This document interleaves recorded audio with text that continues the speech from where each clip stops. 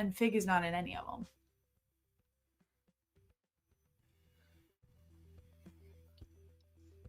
Like, I think it's going from most recent. Try deleting like example, This one? like ones that you like that's empty, Mm-hmm. and see if that makes space. Like ones that you're not using. Oh yeah, that's true. Mm-hmm. Because apparently that I just created a new thing and then did nothing with it. That's right. So Scrap it. uh-huh. Now try. Yeah. Nice little F5 or refresh. Mm-hmm. Mm-mm. What's going on? A new person popped up though. Was that Aura person always there? Yeah, a new person did Yeah. pop up. Yeah. Oh, just you that Aura's got now- too many characters. What? It's more empty. It's more empty ones there though. Just get rid of the ones. Yeah, no. This is it didn't get to be more characters. This is less. It's just Oh. since there's one less, then therefore Adora was at this last level with Aura, The hell? but now it's one less, so Adora's now been bumped up a row. Dude, that's so weird. I'll tell Mhm. you what. Just play from your. What campaign are you We in can hold currently? on. Isn't that the character that was just deleted? The top? It's probably another one. Where did you build Fig at?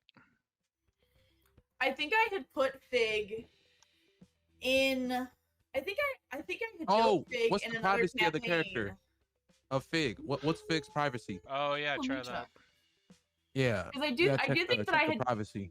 I do think that I had created Fig in another campaign so that I could still access the Circle of Dreams. Oh, that's why. I'm checking. I'm going through all the campaigns. Bingo. Campaign only. Yes, Lord. Shut up. Yeah, So that those might fish be it. strikes again. Nice. Okay, let's see. Let's see that. Let's refresh. Cross the fingers. Let's see. No? Hello? No. Okay. Well, I Do have. a quick refresh. A very nice quick refresh A figure of the page. The other one. Yeah, that one. Oh. No, I think it would come up here. Because this is the most recent ones. Right. Huh. Try setting it to public, joining that campaign, then setting it to campaign only. Sounds good.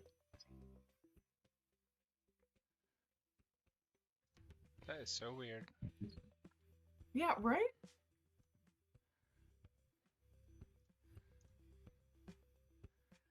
Because I wondered, did you delete a campaign in order to put together this one? I believe so. I wonder if that, like, that's the only thing I can think of that would make this not work. Which, like, I mean, I can just copy it and like rebuild it. Okay. Yeah, because there's nothing You're crazy not the only one special. having this issue. Yeah. Like, there's nothing like crazy special about our character sheets that can't, because everything, nobody should have any, like, even like a green weapon. Like, it's all just base level stuff. So if you want to do that, that's fine. Yeah. Sorry that you have to do that, though. I'm sorry. That's okay. All good. Make that work for today. All right, let me see. I do have Ixtras, I have Novus, Solucius, Morel, and I do have Calum now. Is it Calum, how we're saying it? Calum, yeah. Calum. Understood. Thank you. And then in terms of like what I start with, are we just starting with what we got on our characters? It's all base level stuff. Yeah. I'm past. Okay, cool. That's all I needed. And what did you say about a green weapon? No, I said we're not even using green weapons yet. Like, Oh, okay, cool. This cool. is Sounds like good. the This most. is just base. Yeah, super basic. Sounds good. Cool. And then we'll get into that here in a second.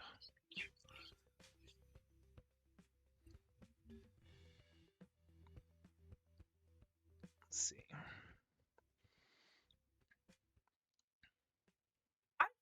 I forget that these are level 20 stats. It's crazy, right? Wow. I have a whole 60 walking speed. Damn. Nice. I think. Let me see. You guys tell me. Can you hear that? The song switch.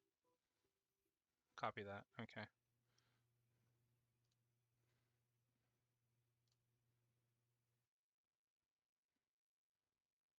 Playing a different one now. Y'all hear that? Yep. Pretty good. I Okay. fucking missed this song.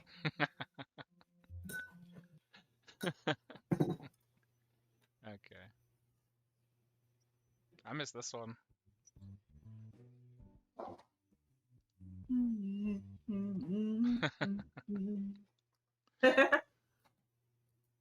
Amazing.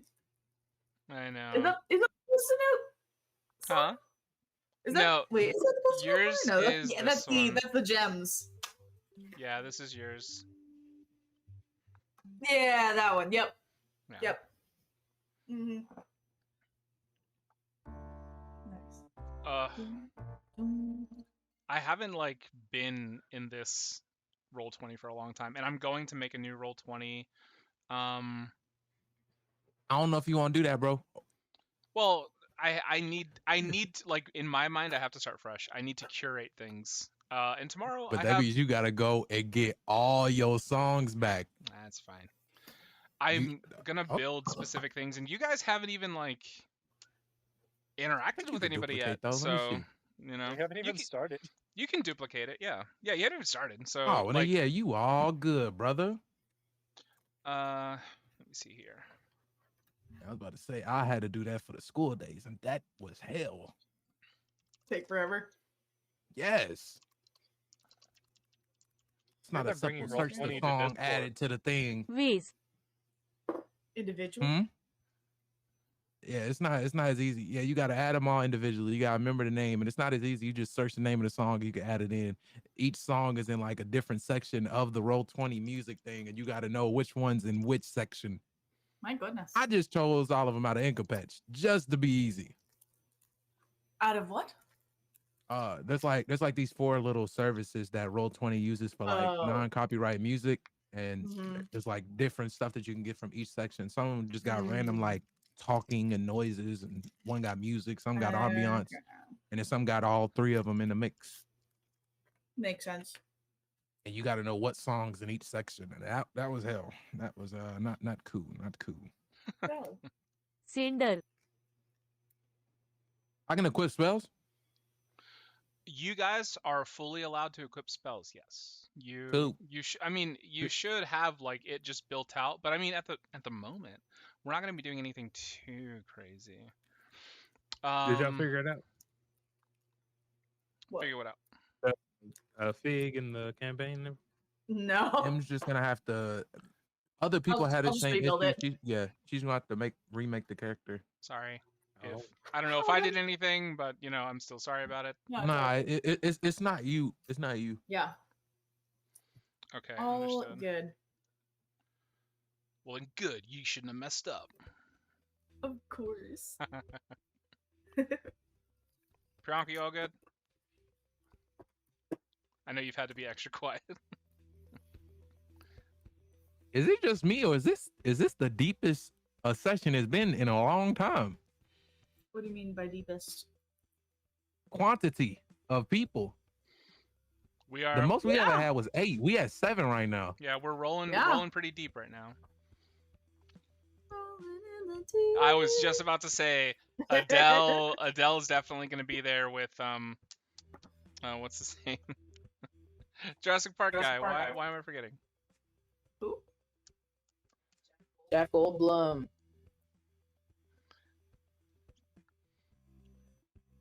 Oh, because of Yeah. Jeff oh Goldblum. yes, got it. Turn on the microphone at the bottom. There's a little gain turn. Try turning it all the way one way, and then try talking.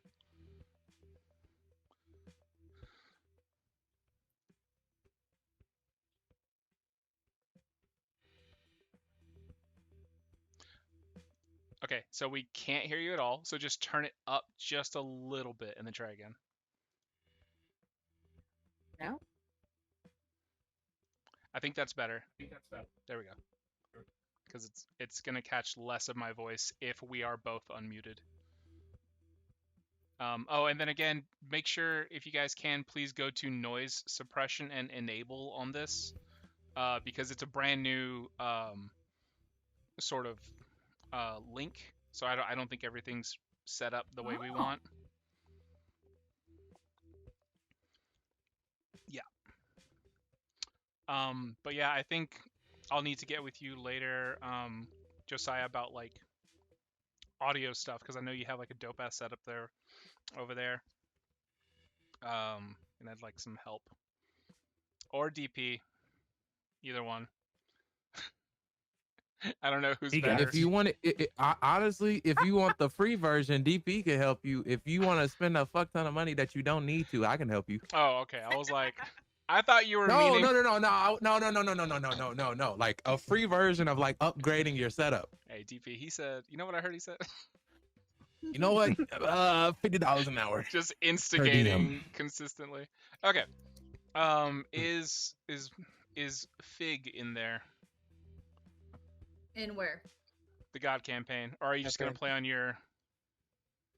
Oh, sorry. I thought I was gonna remake it like after this session. You can if you want, but I mean we are gonna be rolling some, so. I can. Let me. But if you Ooh, want wait. to make it, if you want to make it while I do the intro for this campaign, that's totally cool too. Sounds good. Cool. Okay.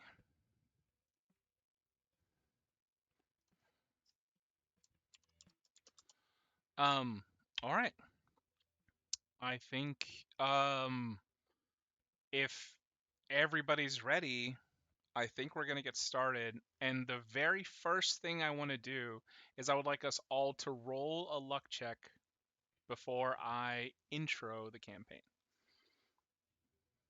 Just quickly, one last question. Yes, sir.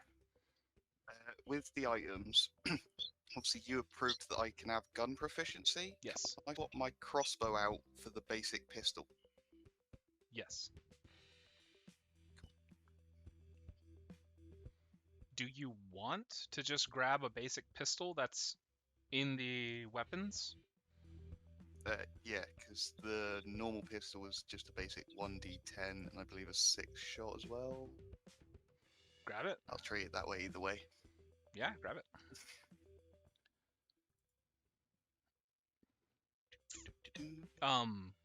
It won't be too crazy this first session with like Who rolled a nat 20 luck check? interactions, you know?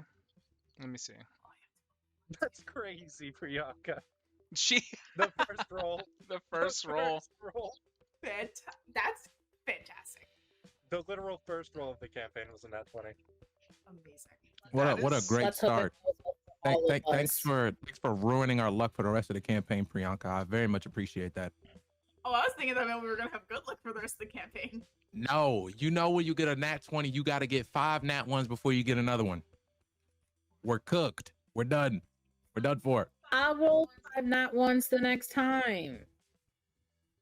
That's not good for us. You're on the team. You know what? I'll start off the session with a nat 1. Here you go, brother. Here you go. Shit. I didn't get one. Okay. Well, Let me put this together. how do I change my dice? It's been so long since I've had to do this.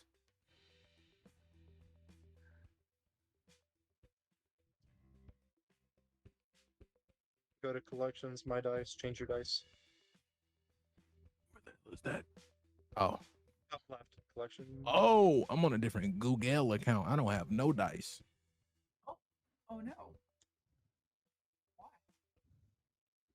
I'm broke, and I have 6 characters I don't want to delete. Oh, understandable. Valid.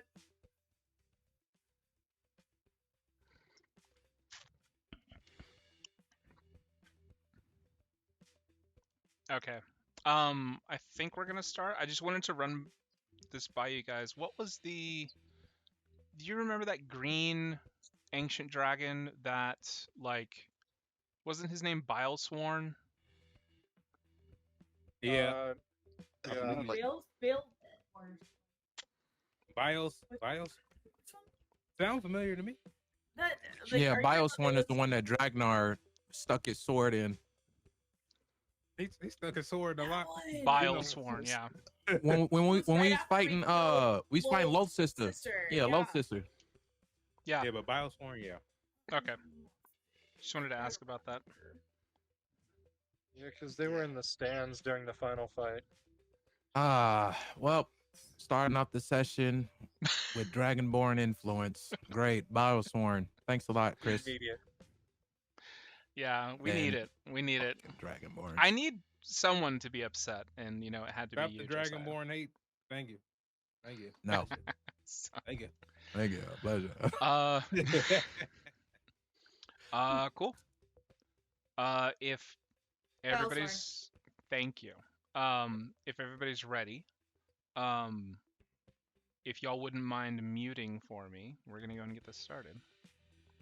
Ugh, I am so many amounts of nervous. I rock with the shirt spectral.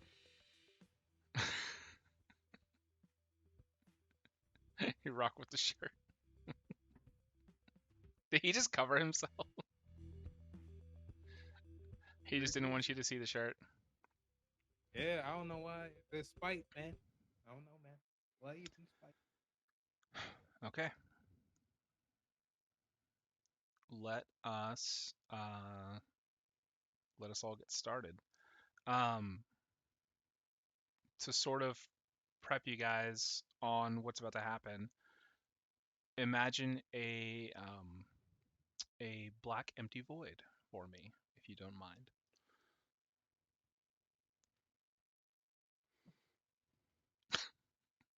Sitting down loud as fuck. I love it. Shong.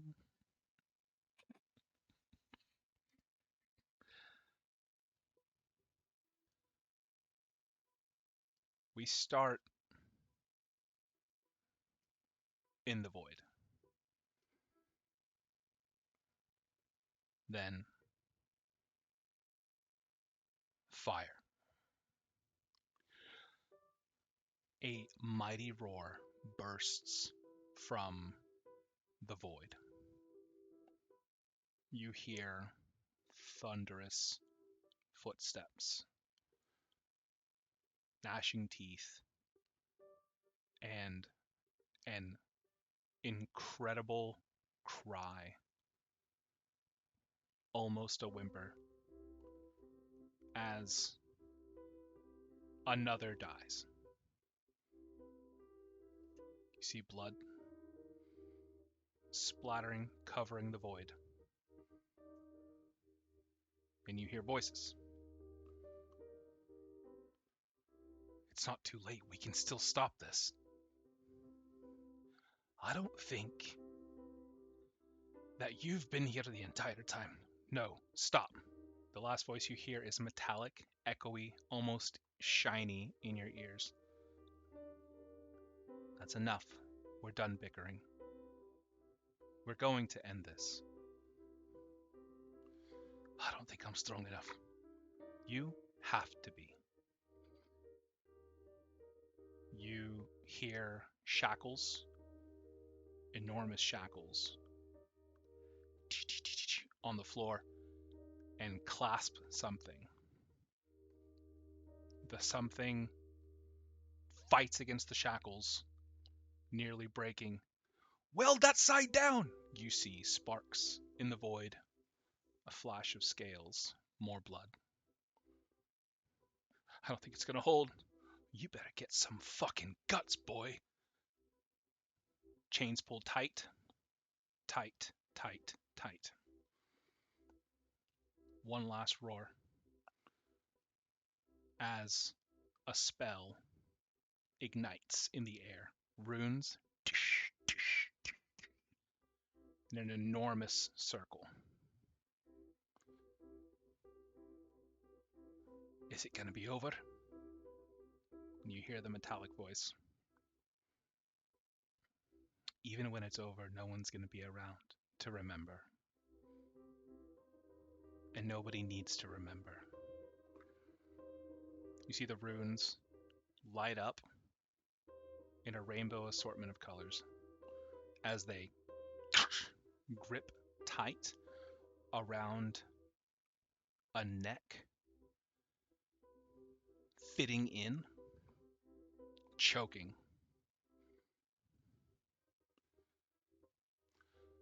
You didn't say that this would be part of it. If I told you, you never would have gone through with it. As the unsure voice is silenced. You're right. If you told me this was going to happen, I never would have come along. The next voice is silenced. You hear the last, that metallic-y, echoey voice.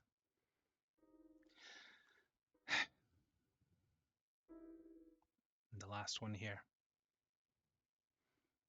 But at least I'll know that. The voice is cut quick. We again, the void.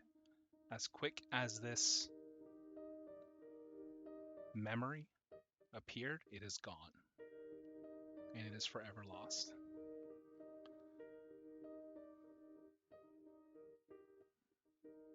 You see stars begin to appear. You see gas, dust, gravity begins to pull things towards smaller things, larger things, coalescing into more fire. But this fire isn't the destructive kind. It's a star, warming a nearby planet, also warming a domain over this planet.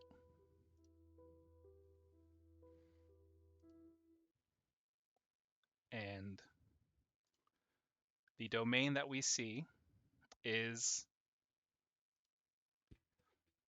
Ixtris's domain. Ixtris, can you go ahead on your luck check? Can you go ahead, describe your domain for us, and your person, and just kind of like your near surroundings, and maybe even how you started your day for us.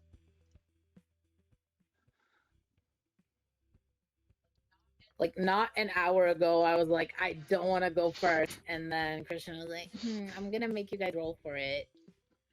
So anyway, this is stressful. So you said my domain and myself, right? Sorry, I have a little thing that I'm gonna read off of. So,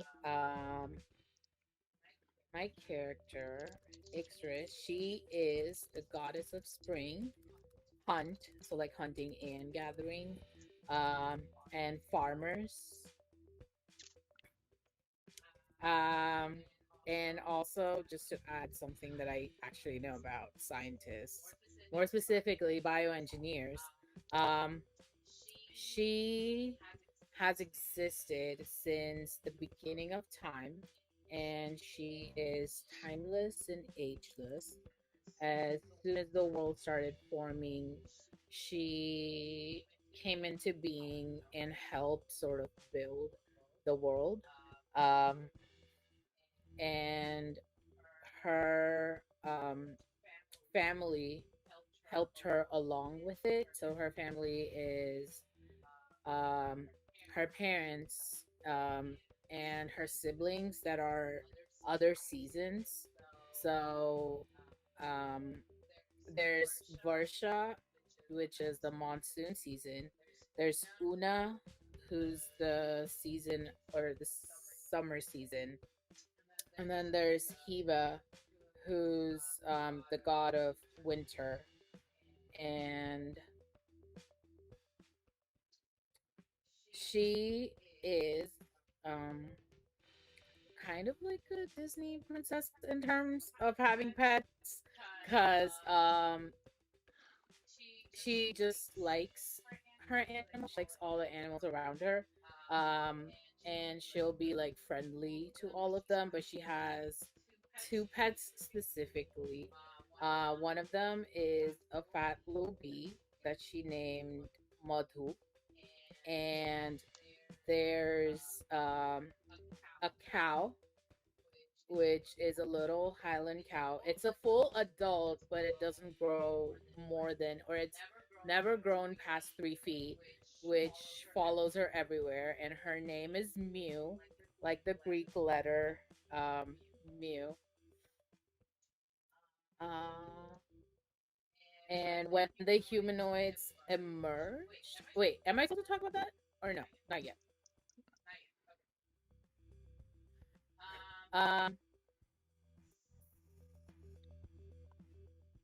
What about my followers? Yes or no? Okay, go ahead and mute real quick. So we're just explaining like what our domain looks like real quick, and then just what we look like, and then just like really immediate family.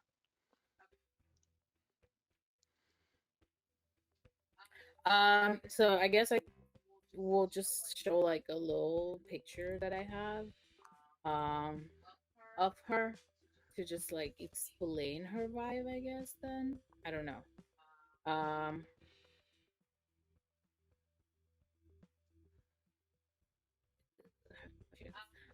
And sorry, my domain. Yeah, there's a lot of just spring related things. There's flowers everywhere. My castle is like a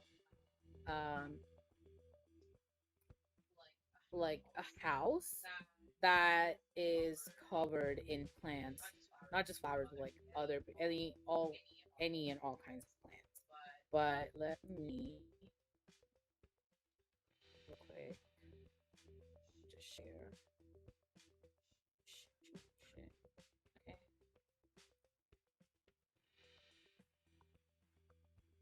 That's what she looks like. That's her vibe. Can everyone see now? Yes. Can't see your hand. Okay. Okay.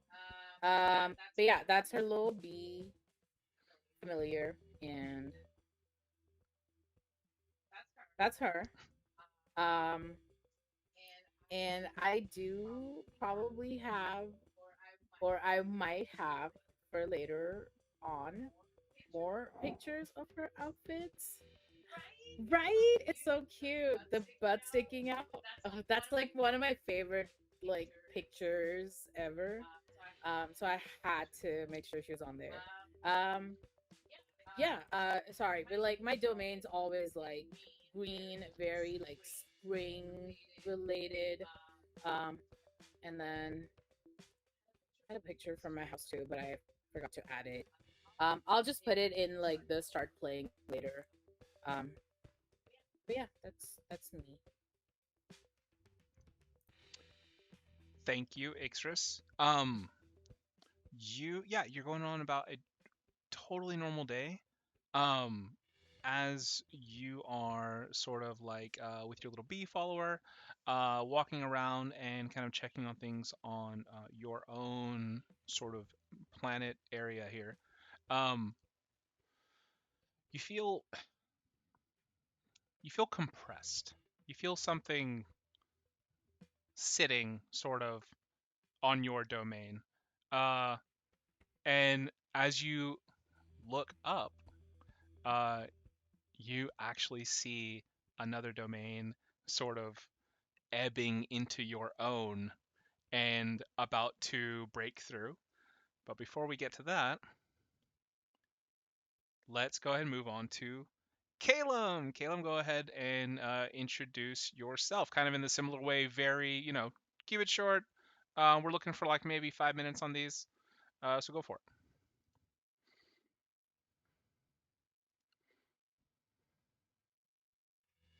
Didn't realize.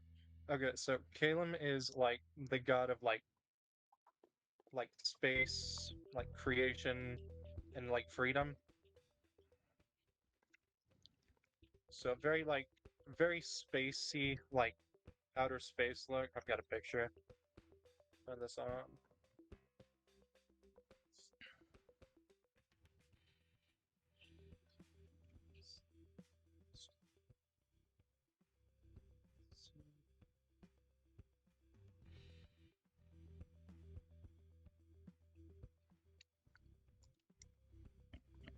Something along the lines of that.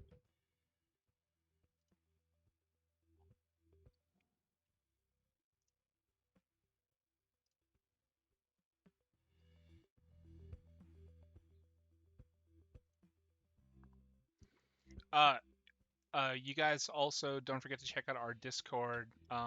We're dropping photos in there. Yeah, that's where I put the photo. But immediate siblings. Okay, so Caleb is the oldest by like a minute. Not very long, but like the like coming out before your twin kind of older. Okay, so immediate siblings, you have Zagan, which is time god. Uh, third would be Uraeus, magic, and then you start getting into like the more specific ones like Sycris, which is love, Syrah, which is ocean.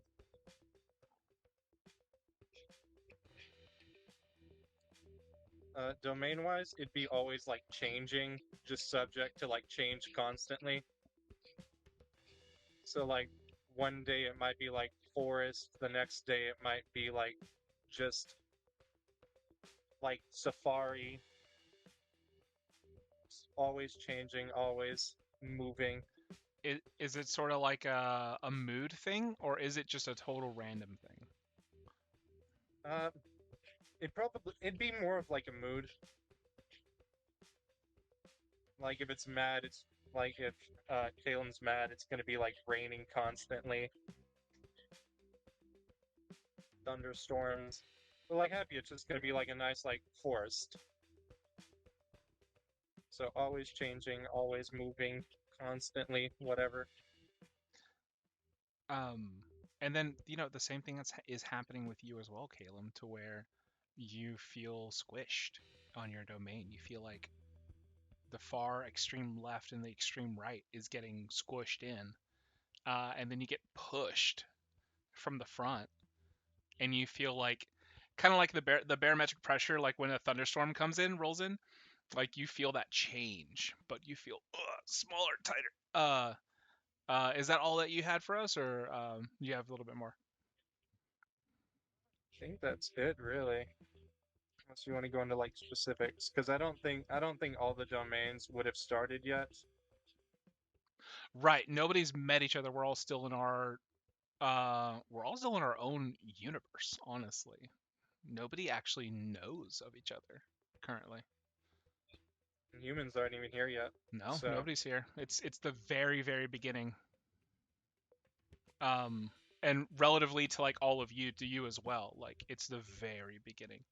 Okay, cool. All good? Go for it. Okay, thank you so much, Caleb. And then we're just going to move straight down into Novus. Novus as well. Go for it. Okay. Novus, appearance-wise, mostly looks like what would be a typical Warforged in D&D, sort of that mechanic humanoid. Main difference being, rather than being made of metal or stone, he's made of like bone or ivory of some sort. So he's got that very, like polished white look to his body. I'll send a pic in the Discord. He has different like runes and like magic circuits all carved throughout his body. He typically doesn't like wearing a lot of clothes because he's a construct. He doesn't have that sort of typical concept, so he tends to just cover his bottom half, maybe with just some form of like loose clothing or maybe like overalls. I think specifically call them coveralls. I think specifically different. But often tied around the waist. Always has his tool belt, variety of tools on it. His domain is quite widespread for him because, again, similar to Caleb, he's a god of creation. Particularly, then also sort of going more into inventions, ingenuity, bringing general change in the next day, like improvement as such, and many other synonyms for general creativity and inventions, art, specific artificers art as well. So it's not just making weapons, it's about making music, about sculpting, about drawing, like anything creative is his domain, as it were. Also, constructs races are part of his domain. So, like other Warforged, Autonomes, things that would come later in Aya, already exist in his original domain because he created them. Need to go to my other notes. For him, his family is obviously his pantheon. He's the head of his pantheon. I'm on the wrong notes now. There we go. So he has 9 other like minor gods to his pantheon. Him being the head. So you have Flambro, who's the god of forge and fire. Sparks, the god of home and community. Zephni, god of nature and balance. Seru, the god of the skies and seas. Numus, god of commerce and culture / history. Gobo, god of light and faith. Eater, or Iter, I'm still not sure on the pronunciation, is travelers and like lost souls. Ebrius is the god of arts and alcohol. And then finally is Bellator, who is the god of war and armament. Oh. So, but again, those are all sort of loose terms because obviously that would then cover like every. It's that weird thing like we're all gods in our own domain, so technically we cover like every domain. Then it's that sort of thing. So, like the god of skies and seas would also control weather. God of commerce and stuff would be money and all the other little trickle down things. But yeah, I think that's everything. This is how he looks. His pantheon. Typically, like I said, he's the head of it. Yeah, I think it's everything. Cool. And then that same thing happens to you as well. Is that weird pressure starts to come in?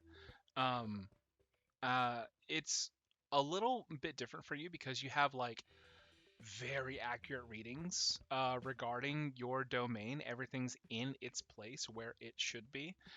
So I think maybe you have even like a little klaxon blaring as soon as something's not right. And then you have your Modrons. You have hundreds of millions of these little tiny one program robots that you see one of them comes up and just like tink tink tink hits you on the shin, and then it's like Yes, yes. And then like just pulling up various holograms and things and doing like the whole Iron Man thing, just swiping and changing. as you swipe through, you see like the actual blueprint for an Iron Man suit, and you're like, trash. And Not needed, not now. but the little Modron just kind of described that the pressure's changing, and is warning you. Oh, he is the klaxon. I'll say, like he has a little siren on his head. As he's blue, like red light on top. Yeah. Like giant speakers for ears. Blah, super worried. And then we're gonna go ahead and move on from Novus. Thank you so much, guys. By the way, I know starting a new campaign, it is like this oh, we're all introducing, but like, hey, that's part of it, man. You kind of got to start somewhere. So thank y'all for being patient. Oh, did I ever get a roll from Fig? Fig, what did you roll? Sorry, I missed what we were rolling. Oh, it Luck was just a check. pure luck check to start to see That's where what you it was. were. That's why I had to set this up. Let me do that real quick. Oh, that's a nat 20. You know what? Yeah. You know what? Because you got a nat 20, you're gonna go right after Novus. Cool. You'll be next. Cool. Awesome. Fig, hope you're ready. Here you go. Again, same thing. That description, keep it short and sweet. Okay. So we have Fig. Fig is the shepherd of dreams, and kind of a lot of things that are derivative of dreams. Where was it? Where did it go? I scrolled too far. And so by being over dreams, they're also over things that either use dreams or are kind of related to them. Things like people like fortune telling, specifically through dreams, not fortune telling overall, but the specific use of dreams in fortune telling, use of dreams in storytelling, new ideas from dreams. So they kind of help with that, but also kind of over safety in sleep, in the being safe enough to have those dreams and to remain asleep for as long as they need to. And that's kind of the main thing. Fig kind of keeps within. When they woke up, they were there to solve the problem of the conscious things weren't sleeping, so they kind of stick within that wheelhouse of dreams and anything related to dreams. They have a generally changing appearance, but things that are consistent with Fig each time is that they always have the general purple skin, the multicolored eyes, the white hair. I think they usually have the freckles, but they have some parts that are consistent and some parts that change depending on what's needed. I think that in terms of, are we describing like general physical aspects of their domain? Yeah, just very general, like what it would look, because like, much like Calum was like, hey, sometimes it's a forest, sometimes it's an ocean. Nothing crazy specific, just very general. Okay. Because we will be moving from these domains pretty quickly. That's what exactly. So Fig doesn't have a big domain. I think that they didn't need to have their own giant space, and so they kind of have almost kind of a room or kind of an apartment that is off of their family's main domain, and it's basically just a really cozy bedroom. There's this giant fluffy big bed with like the galaxy lights, or maybe with a galaxy in the ceiling, and there's these calming sounds, and everything in there is just meant to calm you down and put you to sleep. That's adorable. Because really that's all that Fig's ever in their space for.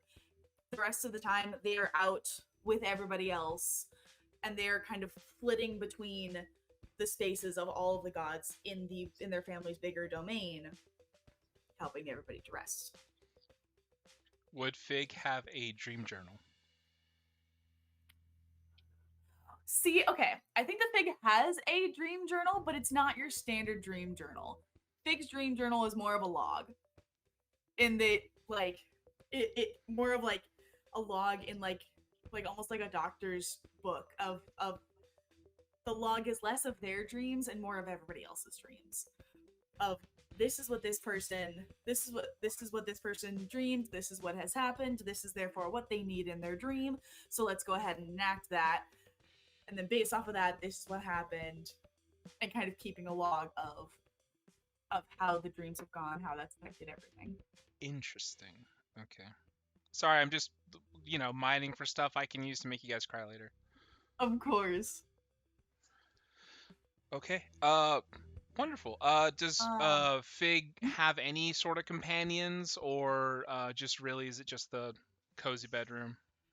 Fig has a little Fig has so okay. Do any of our none of our domains have come together yet? No, this is just the beginning. Cool. Sounds good. I do think I'm trying to decide if Fig should have their cloud puppy now or later. You get anytime you want, truly. I mean, I think. Because didn't we say that Caleb gave it to your parents as like a baby gift? Yeah, as a baby gift. That's what it was. Okay, yeah. Oh, so do you want to hold off on that then? I have not put together a picture yet, but I will have a picture for Sam. No worries. But sounds good. So then, yeah, we can save that. Okay. But they do have their parents, which I'm still splitting between a few names for those ones. Yeah. But I do have names of 3 of their half siblings. Where they have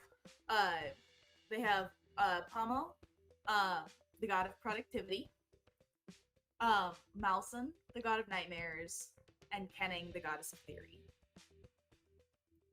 They also have some younger, more minor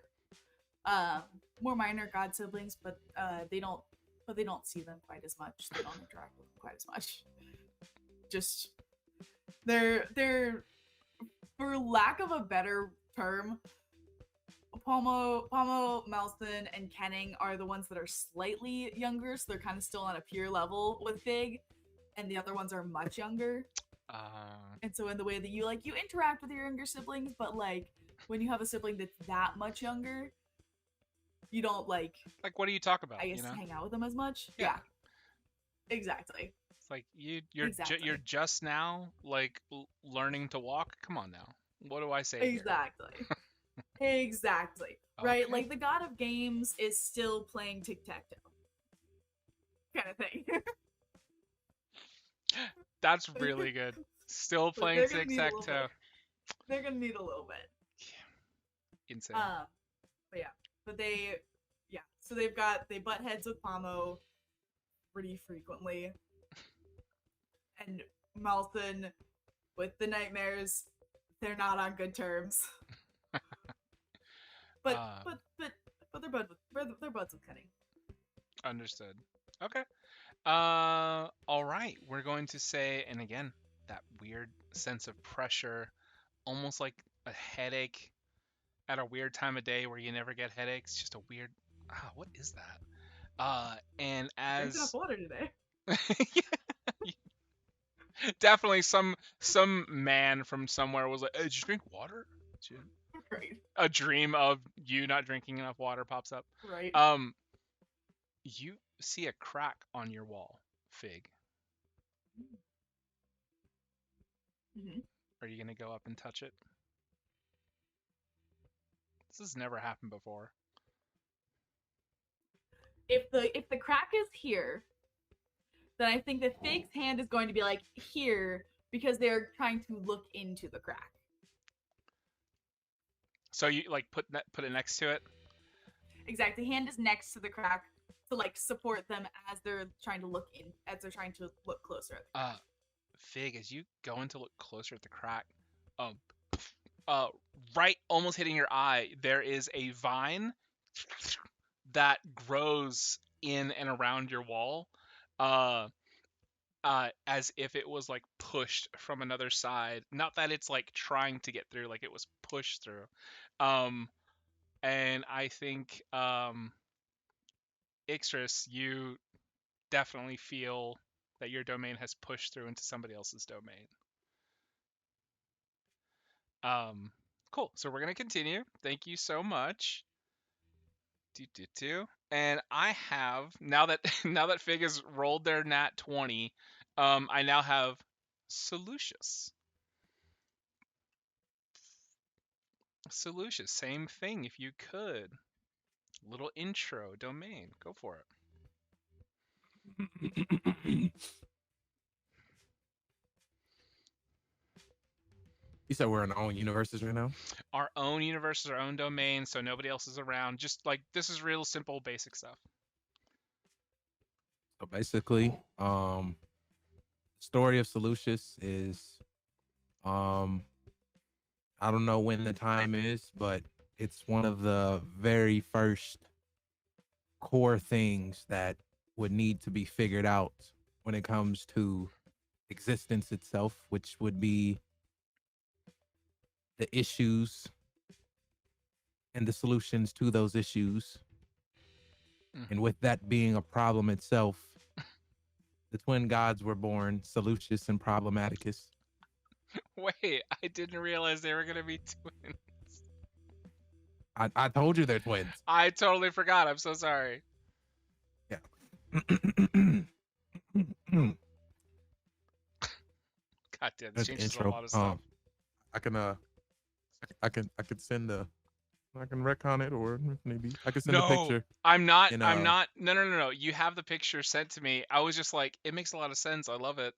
But no. Solucious and Problematicus being brothers is way better than anything else. This is the best. I have the picture, love the lovely picture that the homie, the brother dog, the legend made for me, Mr. D's Nuts. I'll send that in the picture, so you can have a picture of both Problematicus and Solucious. Insane.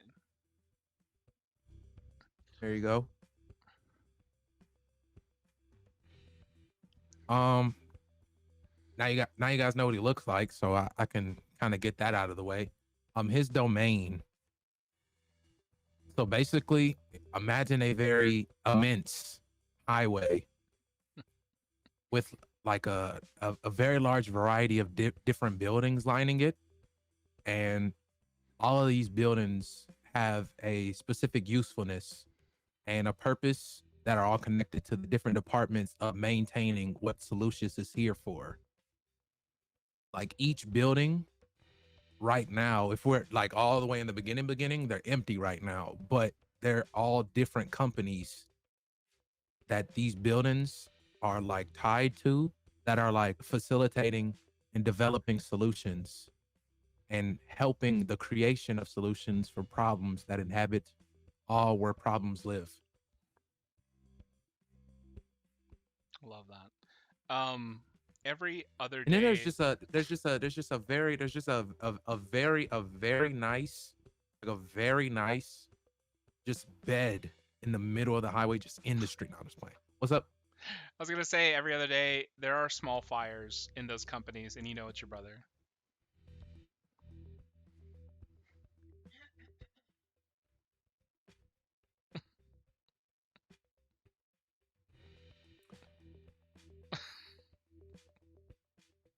You feel an arm around your shoulders. I'm just fucking with you. And then more fires out of nowhere. Love you, bro. Disappears.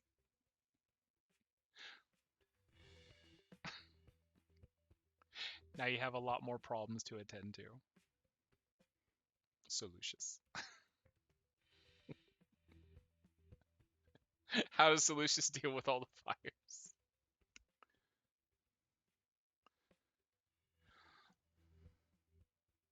I don't know how you would kind of word it, but he just kind of, since like no one's in there, he just like replaces it with like a duplicate of the same building. That sounds like a lot of energy for a solution. So you just fully duplicate it, and do you leave the other building to burn down? I take the buildings that are currently burning, and I compress them down into raw magical energy for later use. Oh, love that. Are there workers in those buildings? No, this is the beginning of everything, so I don't have any workers yet. Oh, I thought there were like maybe people No. you've created in those buildings. Like, Oh, not yet.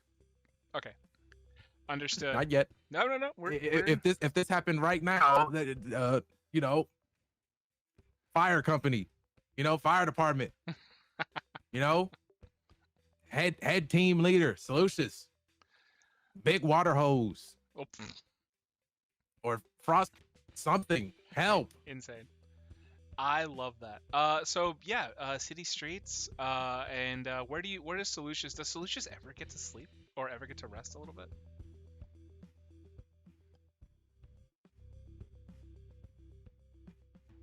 These comments are crazy, by the way. You guys gotta calm down. You said so we can what? Chat.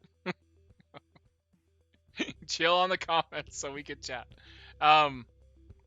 Does Solucious ever get to like sleep or rest at all? Yeah.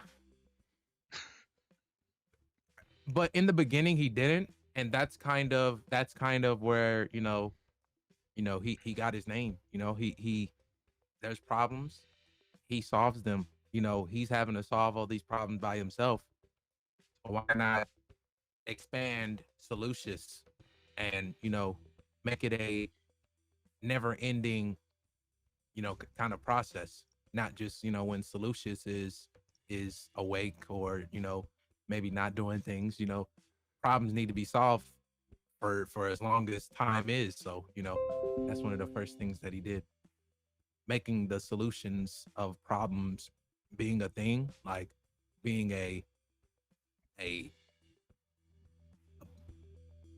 not a passive thing, but like something that just is always happening. Okay. Instead of just when Solucious is doing it. Understood. Thank you so much, Solucious. I think as I tell you to go ahead and go off to the side, you step on a whoopee cushion, and there's Problematicus. And you hear a giggle and several steps as he runs away. Cool. We're gonna go to I think Morel. it's obvious what Problematicus is the god of, just creating issues. It's very easy job. It's in the name a little bit. Easy job. For Morel though, Morel, can you please describe your domain? And I'm gonna tell you real quick that somebody is standing right in front of you and challenging your authority, Morel. You see he's not big or athletic or anything. He's kind of skinny and bony. He wears tattered, sort of very just kind of old English style clothing, just very medieval, but it's all tattered and gross looking. See, he's got these pointed ears, disheveled brown hair over his face, very gaunt, light gray skin, and he has a sword that is as tall as you, but it looks to be as maybe narrow as no more than 3 finger widths. This 6-foot long needle, essentially. So he got a baby version of my sword. I'm hearing. Okay. But as he stands in front of you, Morel, can you please describe your character and your domain for me before we get into what's happening here? Okay. Domain is okay, he raising his hand. Go ahead, buddy. My bad. I just had one question. So the domain thing didn't happen to Solucious? Oh, I'm so sorry. I didn't mean to, because Problematicus distracts me. No, absolutely. Yeah, I thought it was like Problematicus domain went into mine. Yeah, what happened? No, Problematicus loves to fuck with you specifically. He's your brother. If you're saying he's your brother, he's in and around your domain all the time. Got you. His domain is sub yours, but also the Venn diagram of your two domains is always this. It's almost a pure circle. And then someone else crashed into mine. You feel that pressure, that bubbling pressure, Okay. and you see buildings in the distance start to crumble. And you see an enormous fucking gear smash through your domain as it keeps trying to turn in its own domain, grinding yours from the bottom. And then you hear the little Modron klaxon. That's just like a million little klaxons are going off on that side of your domain. But we'll get to Morel. This is the biggest problem you've had so far. Okay, I'll do the domain first. So Go for it. there's no sun here. You know what I'm saying? It's a big domain. Like, it's huge. Like, huge domain. Like, enough room that he don't know. You know what I'm saying? Like, what to do with all of it, for real. He didn't know what he was like fully inheriting. So no sun. The sky is blood. Hold on.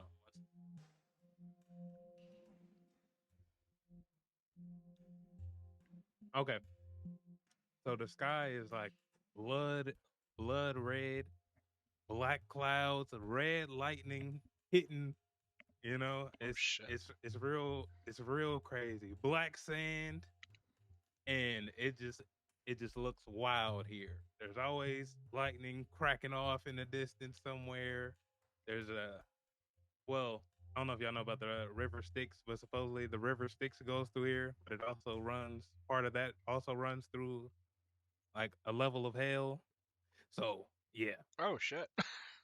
So I love Morel is he's okay. I could ask you this, Kristen. How many years have gone by? How old is he now? Oh, you're old.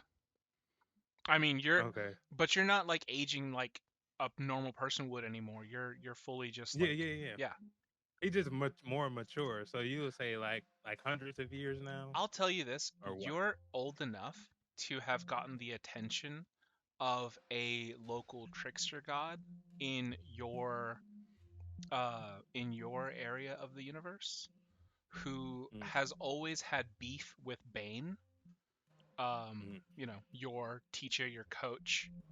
And you've gotten his attention because you've been here a little bit too long and you're a little bit too fresh to be holding onto this domain. So maybe he wants to take it. Okay, if that's the case, then I'll send this picture.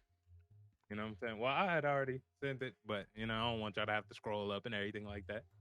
But this is Morel. He didn't. He used to be. A young. Imagine that, but like smaller. You know what I'm saying? Skinnier. Not all in the armor.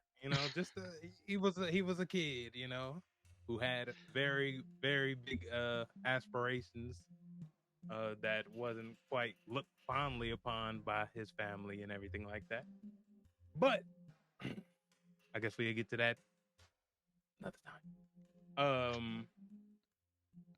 Grown Morel, he sits here. Yeah, full sword, everything. I'm getting mixed up now. Hold on. You're good. I'm getting mixed up. Okay. Grown now, all armor here. Sitting in his plane, he has this aura around him. It's like just necrotic aura now, like fully necrotic aura, and he looks bored. He looks plain bored, just like sitting, hand on his face, like it looks like he's been here a while. Like his armor got some blood stains on it, and nobody's here to clean it, and he's just bored. So yeah, that's him. So Morel, bored on your throne, you have a run-in with this honestly, this fucking Jamoke, man, this fucking loser, this guy, this dude named, I believe his name is Cyric. I'm gonna bring up his name. Yes. Yes, his name is Cyric. He is one of the much older gods, like back when Bane was first created, long ass time ago. And Cyric has seen you on your throne for too long and doesn't deem you worthy. You see, he walks, circles you in that black sand, an enormous sword dragging behind him as you hear that metal grating on the sand. He goes, Morel, do you think I wouldn't be here to pierce this through your heart? I say Morel is like in the same position, and he was just like staring, like just how you stare off into space, like you just looking and like you don't blink. I feel like he in one of those. He just like he just been sitting there for so long, and then he hear this dude, and he like blink and look dead at him.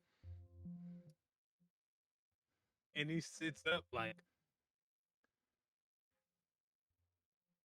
do I know you? You know me. I'm Cyric. I'm the trickster god who's always messed with Bane. You're his. We're supposed to be fighting, okay? He didn't tell me that. Oh, you said fight. Oh, great. Yeah, let's hey, he didn't tell me nothing about it, but it sounds great to me. And Morel just pull out his big old sword from behind the throne. He reaches, he can't exactly grab it. It's like, hold on, what? Okay, there it go. And he just big shusher, you know what I'm saying, pulls it from back there. You pull a weapon as tall and probably half wider than Cyric himself. He goes, wait, what? No. You said fight, right? Bane? No. Bane never had something like that. No. And what are these triceps? He's looking at you. What? I thought you wanted to fight. Well, see, when I got here, look, and he just get the rambling. When I got here, see, there was some people here. I had to, like, the ones I didn't want here, I kind of had to kill and everything. What? And now I'm kind of like, I want to fight. There's a full pit fiend just like decapitated on the side. And those are like notoriously hard to kill. He goes, holy shit, what? No. Listen. Okay. See, this is what's going to happen. And as he's chatting, he disappears. He's going to reappear behind you, Morel. Can you please roll me? Either you can do athletics or you can make a straight up attack roll to see if you can get the drop on him. And I'm going to roll for him as well here. Okay. Attack roll. He rolled his acrobatics. Holy God, I rolled a 3. But what'd you add to that? Oh, plus 19. 22. Oh. Yeah. Even on this godly roll of his acrobatics, he rolled a 4. He does not add 19 to his acrobatics. He goes to stab you. Please describe to me how Morel finishes this god.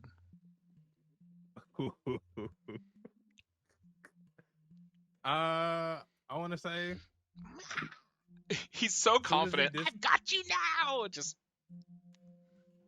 yeah. How would this go? He kind of disappears and he appears behind him, right? Yeah, he does. I want to say, as soon as he appears, Morel like grab him by the neck and just like takes the shusher and just shoves the whole thing through his stomach while he's looking at him like this. You wanted to fight? No. What? I mean, you could have, like, I kind of miss my friends. I ain't have friends, and you just wanted to, you know what? And he just keeps shoving the sword through him, and then we can be friends. We can be friends. And he It's just full okay. on split him in half. You this other deity, Morel, splits in half. You see the first thing you see is his body disintegrates because it's been killed by your shusher. And you see it gets absorbed into your blade. His weapon is left behind. Would you like your shusher to absorb the properties of his weapon? Of course. You lay your sword down. Your sword has a fucking mouth, a maw that opens and Yeah. eats Mhm. his sword. Swallows Oh it. yeah, because Mm-hmm. of the skull collector thing. Yes. One. Yeah. Okay. Yes. So that pops out and eats. Okay. Eats not only his god soul, but his weapon, which was truly a legendary weapon, devours it. And you see that at a thought, you can change your shusher into the shape of his sword, if you wish. Oh, that's fire. Which this would give you advantage and increase your critical range. So we'll work on that later. But basically, this sword gives you criticals from 18, 19, and 20 because it can basically pierce somebody's heart. Cool. Morel, you've just killed a god fully. That's not a normal thing that happens every day. So what happens to you? You see a mark appear on your body. This is not a mark that can be hidden. This is not a mark that can be dissipated or cured with magic. This is a mark to let other gods know exactly who you are. You are a god Okay. killer. Where does it appear? Like on his face? Like I don't want it to appear on your face. But I think if I would let you choose, it can be on the chest or over here, like on the tricep. okay, we'll do the tricep then. Do the tricep. You get an image of his weapon, of his sword, sort of like not burned into your skin, but more like magically tattooed. And it's in your scales. I say like before everything else happened, Morel kind of like exhale and plop back down and like drop his sword back behind the throne, and then he just put his hand back like this. You know what I'm saying? And Beautiful. sad music. Beautiful. You get you get back to being bored as hell. That was a fun fight for as long as it lasted. At the end of your fight, as soon as you start getting bored again, you feel that pressure again. Or you feel that pressure yourself. You see skulls fall off of shelves that you've mounted there. You see stones begin to fall away. In the distance, there is a rupture. There is a crack. As one of those bolts of red lightning fall, it stays, and it doesn't disappear. I didn't say what he was the god of. Go ahead. Oh, Morel is the god of war, death, and retribution, aka the god of get back. Okay. Your lightning bolt cascades and stays in the air, but it is a crack in your domain. So it stays as if like glass were to shatter, but in like a lightning bolt pattern. I'm gonna say that Calum, you feel a sinister force enter your domain, and Morel, you feel almost like a calming, if anything, like a new breath of freedom enter yours as these domains kind of like start to meld into one another. And now that we are finally here, I'm gonna say everybody Welcome to the collision. As we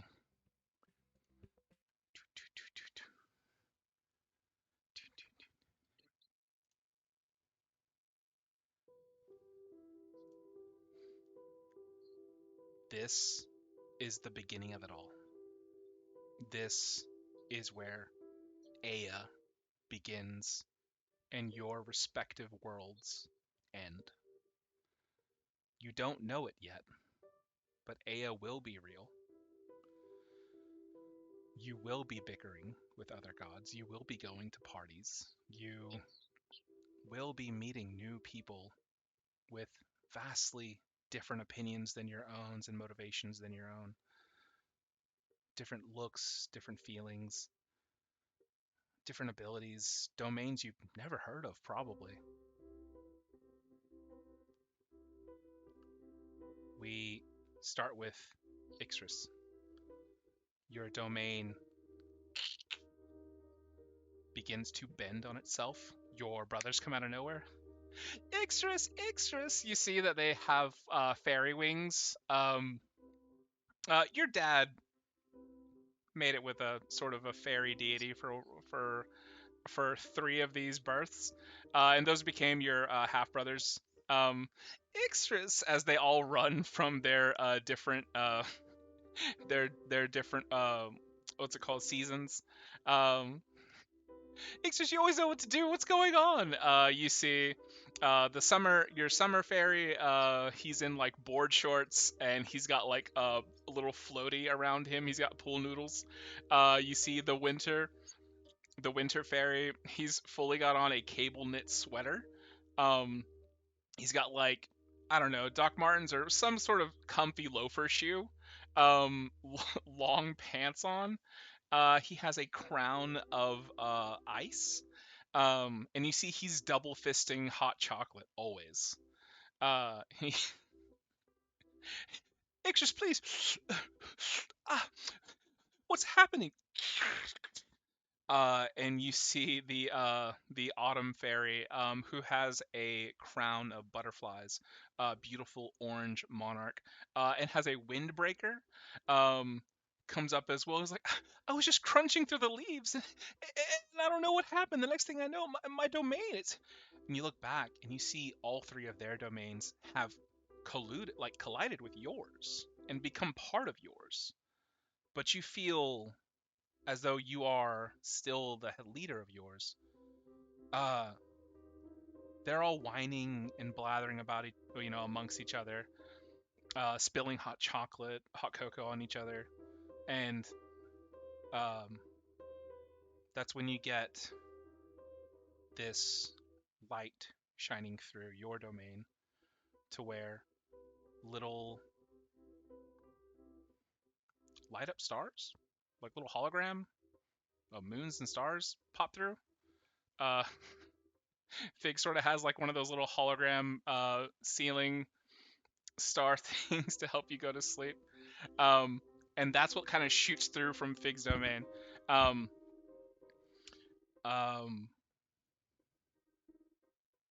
They meld together. Fig, you see new people for the first time. You see Ixris and all of her brothers, these fairies. We're not done yet. We're not done yet there. Calum, you and that war, that weird like lightning bolts are coming into your side. You smell death, which is not something you normally smell in your domain, crashes through. But you also smell springtime and flowers and pollen. There's bees flittering around you. Novus, things Novus has never seen in their domain. Organic creatures start to spill through. And then Solucius. Everything was like city-like and very organized. Organic structures come through. Again, it's all so mind-boggling weird. Everything starts to spread almost like a virus, crushing and cracking. And then even though like I am describing it as like cracking and crushing, it is more like they're just trying to shift like a tectonic plate, to get almost like mixed together with each other. Unfortunately, there is not going to be a spring back to where you guys would go back to your normal domains. There is none of that. It keeps on coalescing. It keeps on being put together until that Venn diagram we're talking about earlier. No longer do we have different circles. Going crazy. Yeah. Exactly. Yeah, sorry about that. Can y'all hear me? All good. Yep. Yeah. Okay, cool. Awesome. So what was the last thing that was heard? Tectonic plates. Oh, Venn tectonic plates. diagrams to circles. Oh. So as everybody starts to come together, you do see gods of other pantheons. You see the Greek, the Hindu, the Norse. You see all of these come together. So sorry, I got kicked out of a lot of things. Wow. No worries. The Egyptian pantheon. You see all these other pantheons, like pyramids come from fucking out of nowhere. You see Mount Olympus. These domains are no longer by themselves. You are all together now. Like Caleb, where your forest ocean, where your ever evolving world is, it is now sequestered in a place that is then connected and blends into somebody else's domain. You are not alone anymore. You are not by yourself. You are no longer private, if you will. You are no longer separated. Everybody has access to everybody else's domain. You all have the ability to move around freely, but this is extremely jarring. You look down at the planet that you were once in charge of. The planet has not moved from its place in space, but instead it millions upon millions of iterations of other versions of this planet have come together and built a brand new one. The first thing that you see on this planet is that it has one enormous continent. Everywhere else is water. You see that the first creatures to appear here are humanoids of all sorts. You see the dwarves, the elves, the humans, the dragonborn. You see, you see all of them appear. After the material plane appears, you then see, weirdly, on its own domain, you see the spheres start to appear. You see the Feywild. You see Shadowfell. Beyond that, you see the elemental plane. And it's just that classic D&D, the levels. All of you are on the highest levels that are surrounding this sort of like buffering area of domains. Imagine a bunch of spheres within spheres within spheres. You guys are on the farthest outside of it. There are more things than just humanoids that appear. You see monsters, you see beasts. Creatures flood the ocean of all shapes and sizes. There's even races of humanoids that live strictly under the water. You then see two groups of gods that are the same level as all of you appear. We'll say, for just because it's hard to like show it, I can't show you what's inside my head, but on the left side, you guys see Bahamut and Tiamat appear. You don't know them by these names, but you see a man in monk's robes, several golden canaries, and you see a woman dressed for battle. On the right side, you see somebody that we have never talked about in any of our other campaigns. You see the pantheon of the giants. there are 6 brothers. There are 3 sisters in this giant.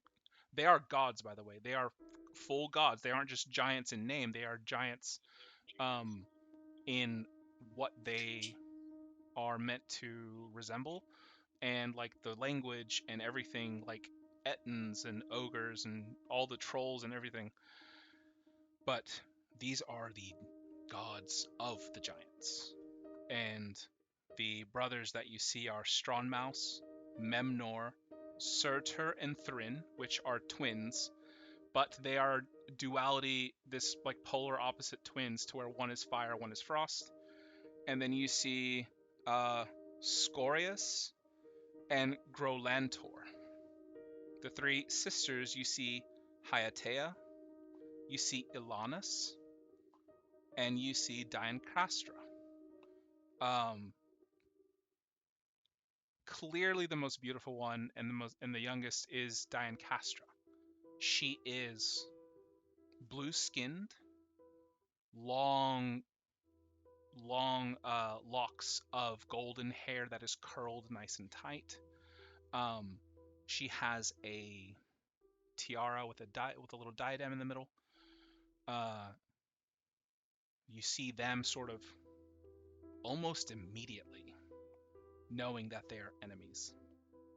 This sort of instinctual, to where if a gorilla was to meet a lynx, which it never would, they would know they either need to fight or they need to run away.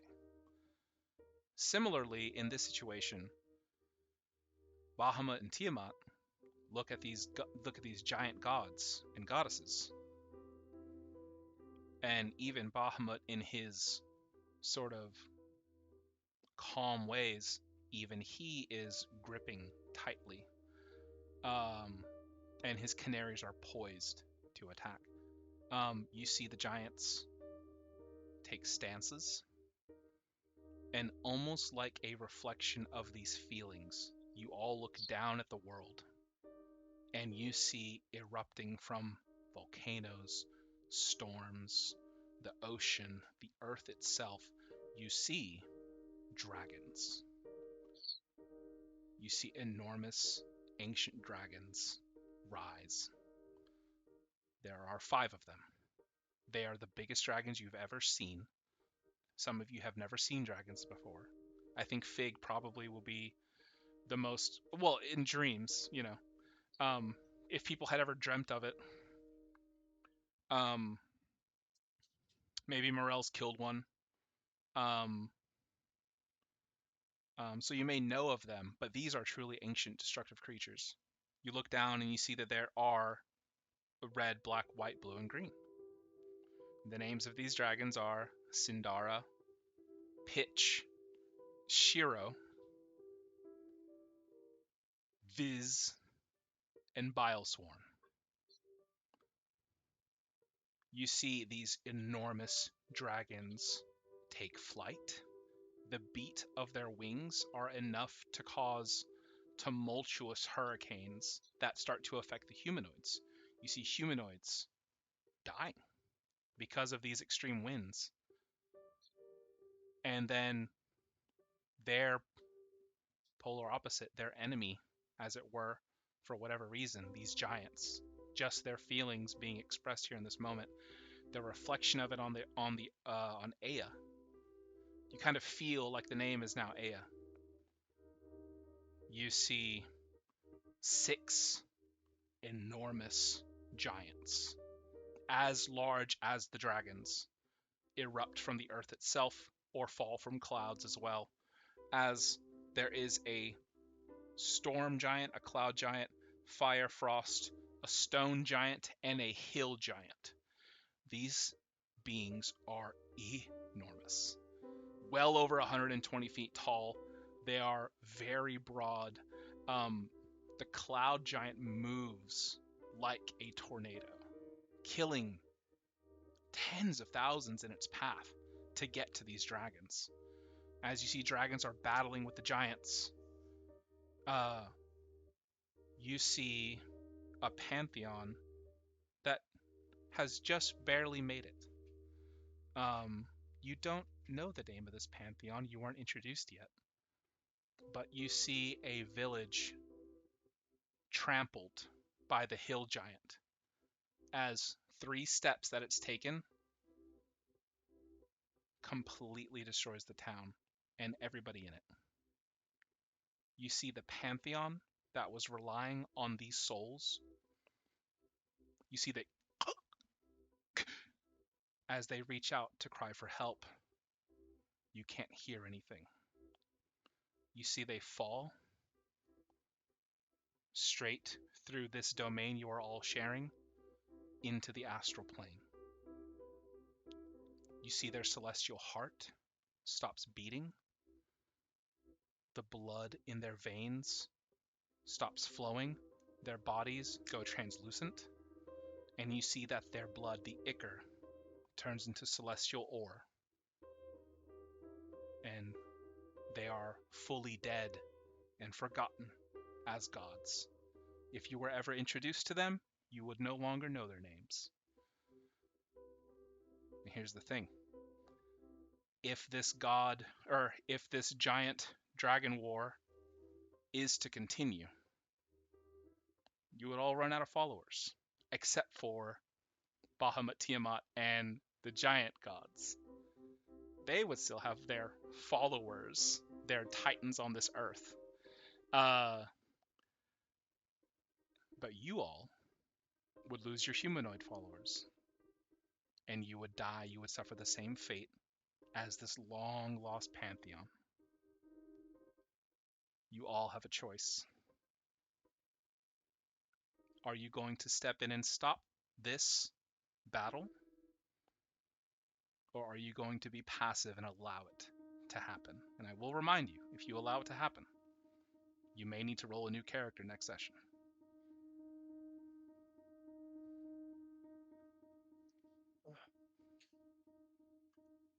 I have a question first. Go ahead. Is it possible to go to the astral plane and collect that celestial ore? That would be a decision that you make to, instead of protecting followers, to go and collect something else. So you would be in even greater danger of dying yourself. But it's a possibility. It is a possibility. You'd have to make a couple of really good rolls to not immediately lose a bunch of followers. It's just it's the nice DM nudge warning. I'm not trying to railroad you guys, but I also don't want you to die in the first session. I know, it's just, for me, I'm sort of torn with Novus whether his curiosity for like something new and like strange would take control, or whether his his care for his followers and actual, the idea that if he loses all his followers, that means there's going to be nothing new to come. It defeats his whole purpose and domain, really. I will say this.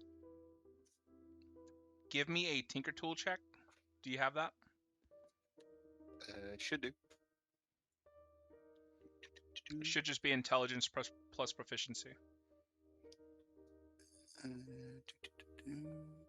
Yep. Okay, go ahead and roll that. Just roll intelligence for now. Yeah, and then add your proficiency. Okay.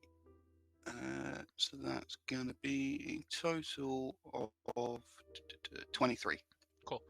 On a 23, Novus, I will allow you to send a Modron with a tracking capability to go and latch onto one of those gods. Cool. I'll do that. Because I'm curious about a new material I've never come across before. Novus, you sort of like put a little Modron baby on your forearm and shoot him. As he flies down through your domain, down to the astral plane, and you see latches, and he gives you like a little thumbs up. I'm fully imagining his whole body just does that thing, like it glows green and then turns off and then glows green, like a signal. Yeah. Perfect. You can do that, and then I'm gonna leave the discussion up to you guys. as to what Uh, everybody's doing. Okay. Do you have any questions specifically for me, Fig? Oh no, I was just gonna say what Fig's gonna do. Okay. Same. Yeah. So, we see each other. well, I'll since Fig raised hand, go ahead, Fig. Let me know.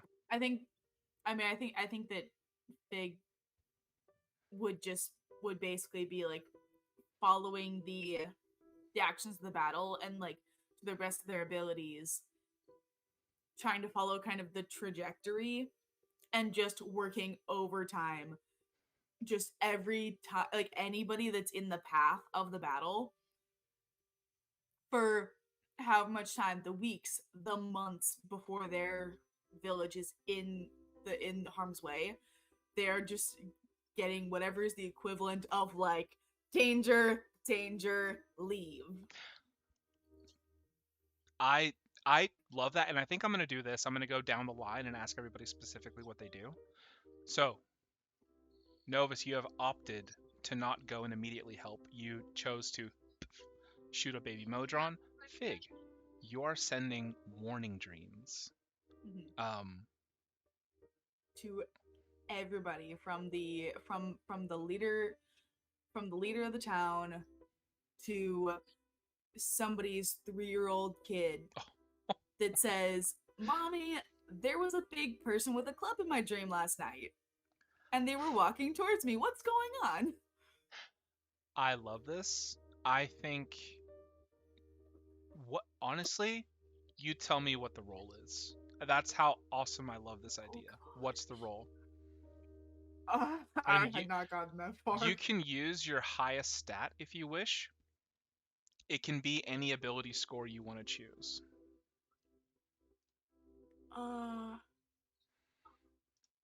Let's see. Oh man, that's so hard because my highest by far is insight, but I don't think I can make that happen. I like that idea. Go ahead and roll me insight.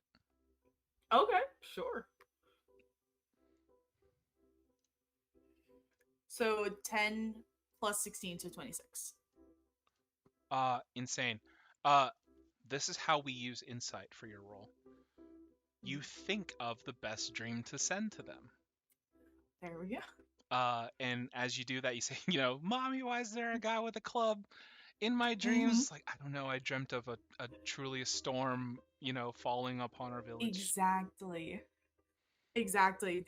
Somebody dreams of a storm coming on their village. Another person dreams of their hen house and just dreams of a giant boulder falling on their hen house. Another person dreams of darkness falling over. And another person dreams of like a thing with like a lit path leading away. I love that. Fig, you do your part. You protect a good chunk of these people. And then I'm gonna move down this initiative order. I'm gonna go to Ixris next because technically you guys were the 2 nat 20s, so let's go to Ixris. Novus, you did already go. So that will be your primary action, I'll say. So Ixris, go ahead whenever you're ready. Can I try to make little so I have this spell called Wall of Thorns, and can I try to make a little dome surrounding my people, which is transparent to them, like on the inside, but on the outside you can see that there's actual thorns, and if anyone tries to like step on it, try to destroy it, it'll like deal them damage instead. But my people inside would be protected. Um, Possibly just go on about their lives without any disruption, but it doesn't have to be transparent if it doesn't work. This is what I'm going to say. Because you are using a spell in the moment, because this is like a very action battle moment, I'm going to give you that advantage. So roll nature with advantage for me. And Novus, just by the way, I'm going to say that you got a 26 on that roll because we did not give you expertise. We just did proficiency. Right. I was gonna say I forgot if this subclass also has that. Yeah. And then let me see what Ixris got.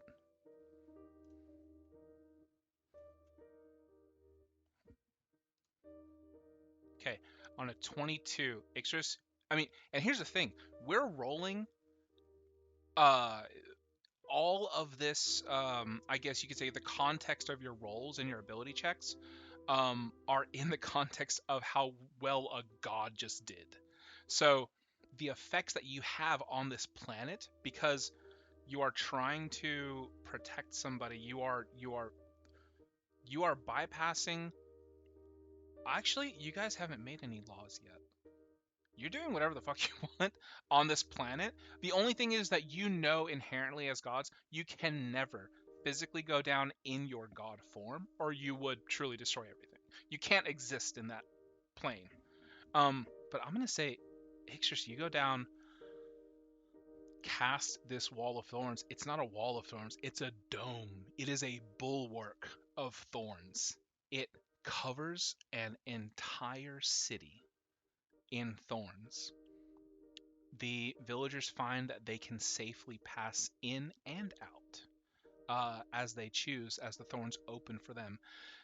Whenever like a dragon or a giant got close to one of these cities, thorns stick all the way out 60 feet long, immensely sharp, and they would not get close.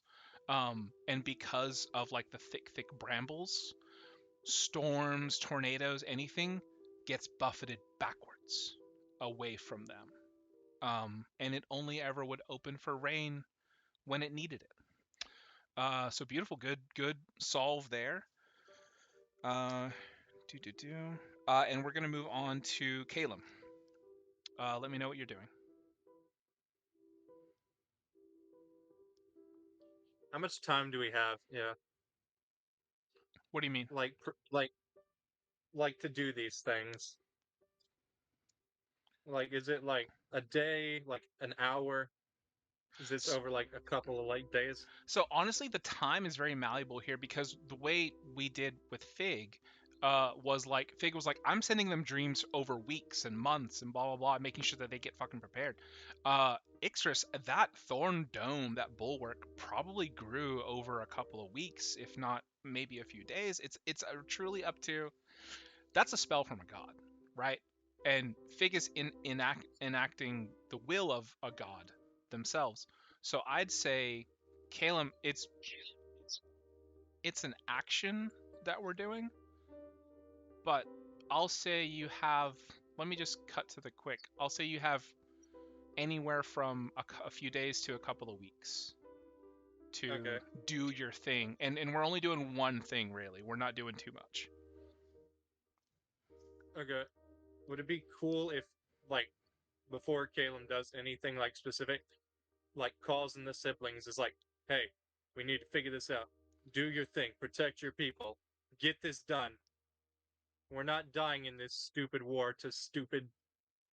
We're not dying. We're not dying. None of you are allowed to die, or I'm killing you and then bringing you back myself. Fuck freedom right now. Freedom is out the door right now. What? Out the door. Get it done. Go eat everything. And you're gonna see Caleb, like astral self, like just like dozens of arms, like moving stars and like shaping clouds to like send like messages to like villages and people with them in it, for people that like read the stars and like read the clouds, and they're gonna send like, you know when like you can feel something's wrong in the air, like sending that on the wind. Yeah. And they're going to be spending all of their like key points to astral project themselves onto like specific people, like important people, to get their people to safety. Love that.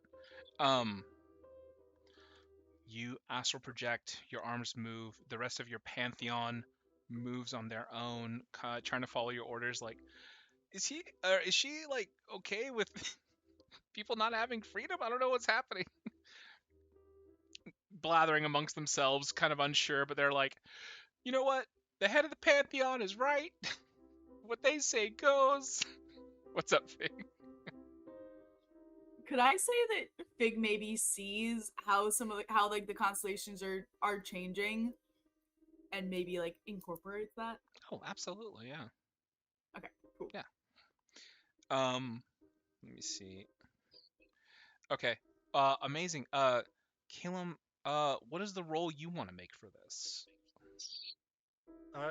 Could I argue like perception to see if the people notice these like specific like signals? What was it? Perception? See if they like notice and like see these signals. Yeah, absolutely. Okay. 23.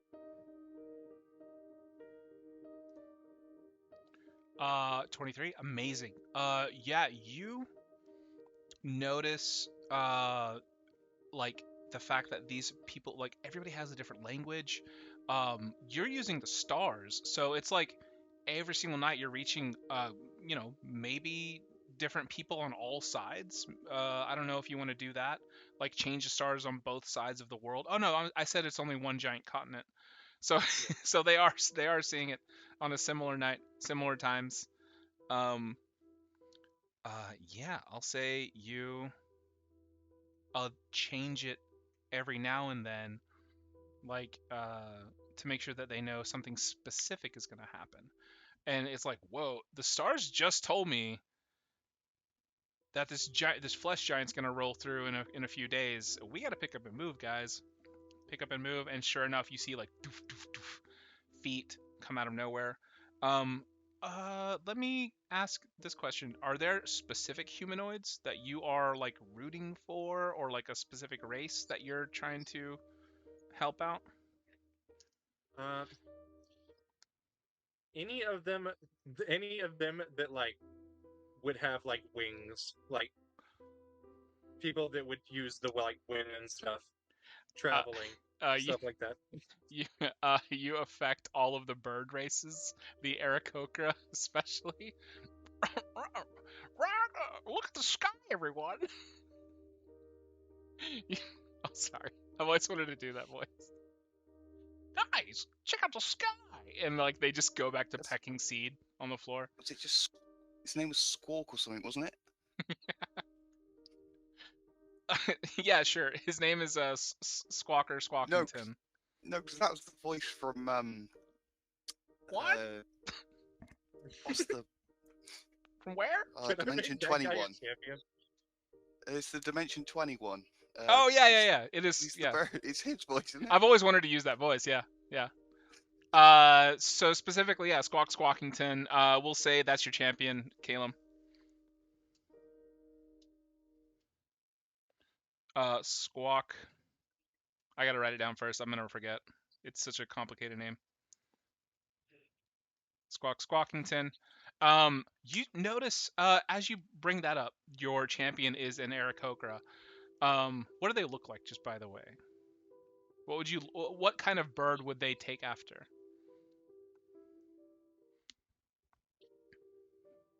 Parrot. Sure. A beautiful tropical parrot, red, blue, yellow. Guys, let's get out of here. Let's just fly. Fuck it. Just flies away. Just full armor, flying away.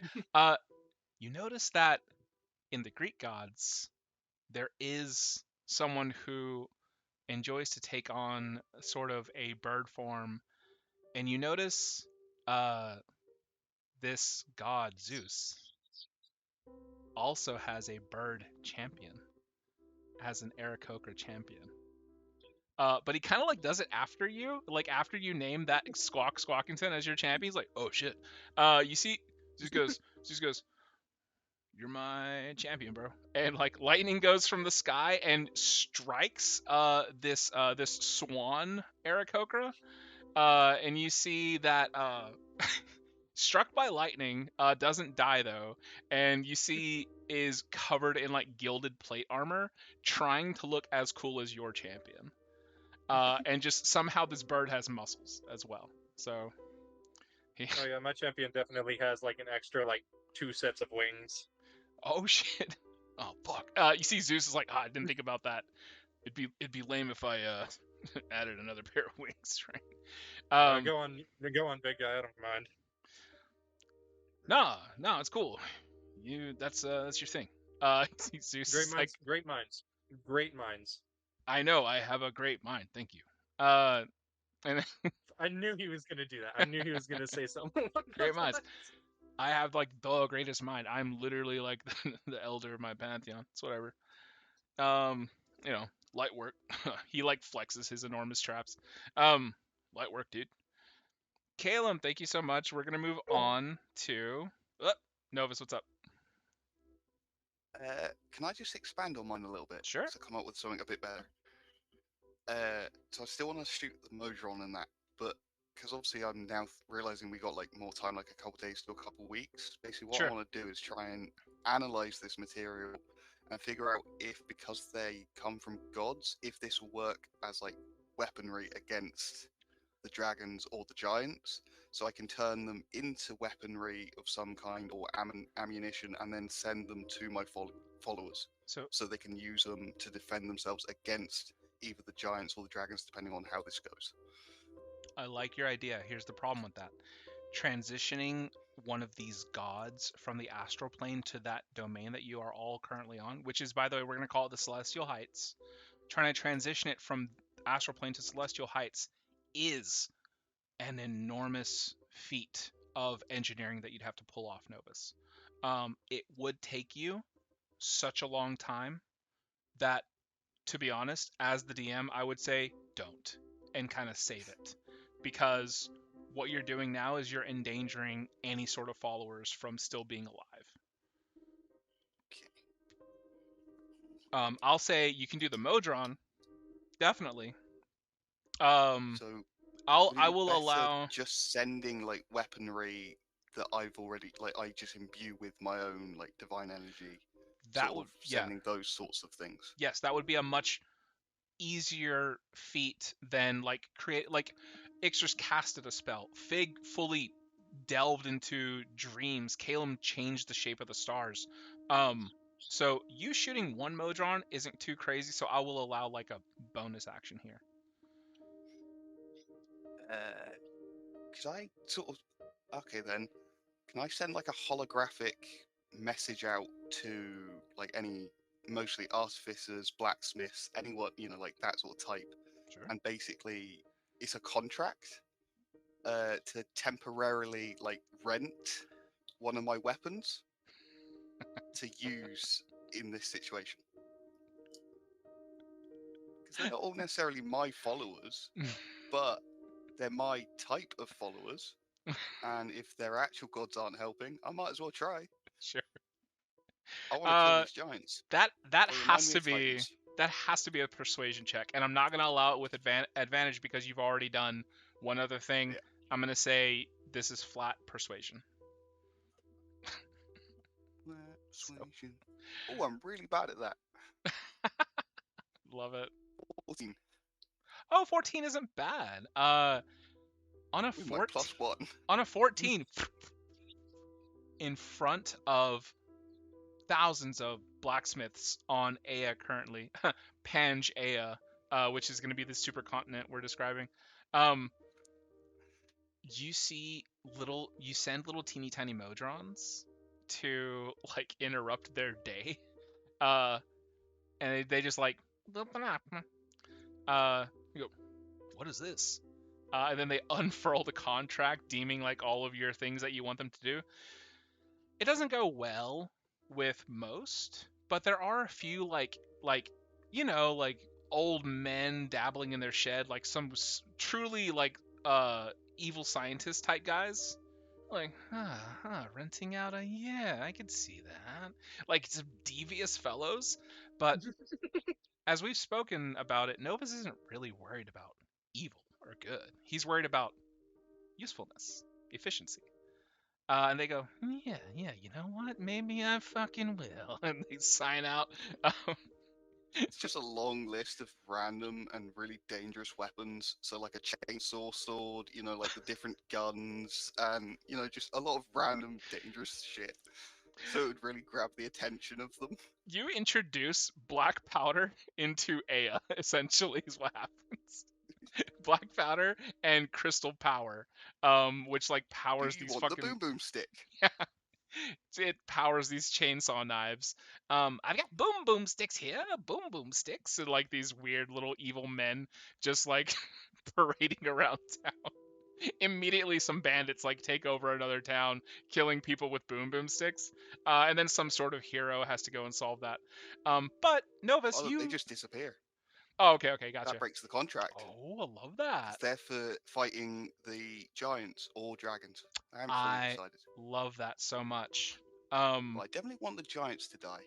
I don't like them. Ooh, They are we remind me of are titans. we taking sides here? Okay, Not quite. let's get to the rest of the people. So you've done that, you've signed contracts. I love that. I'll be noting that down for you as well. Weapon contracts. Jesus, you just turned into America. Good job.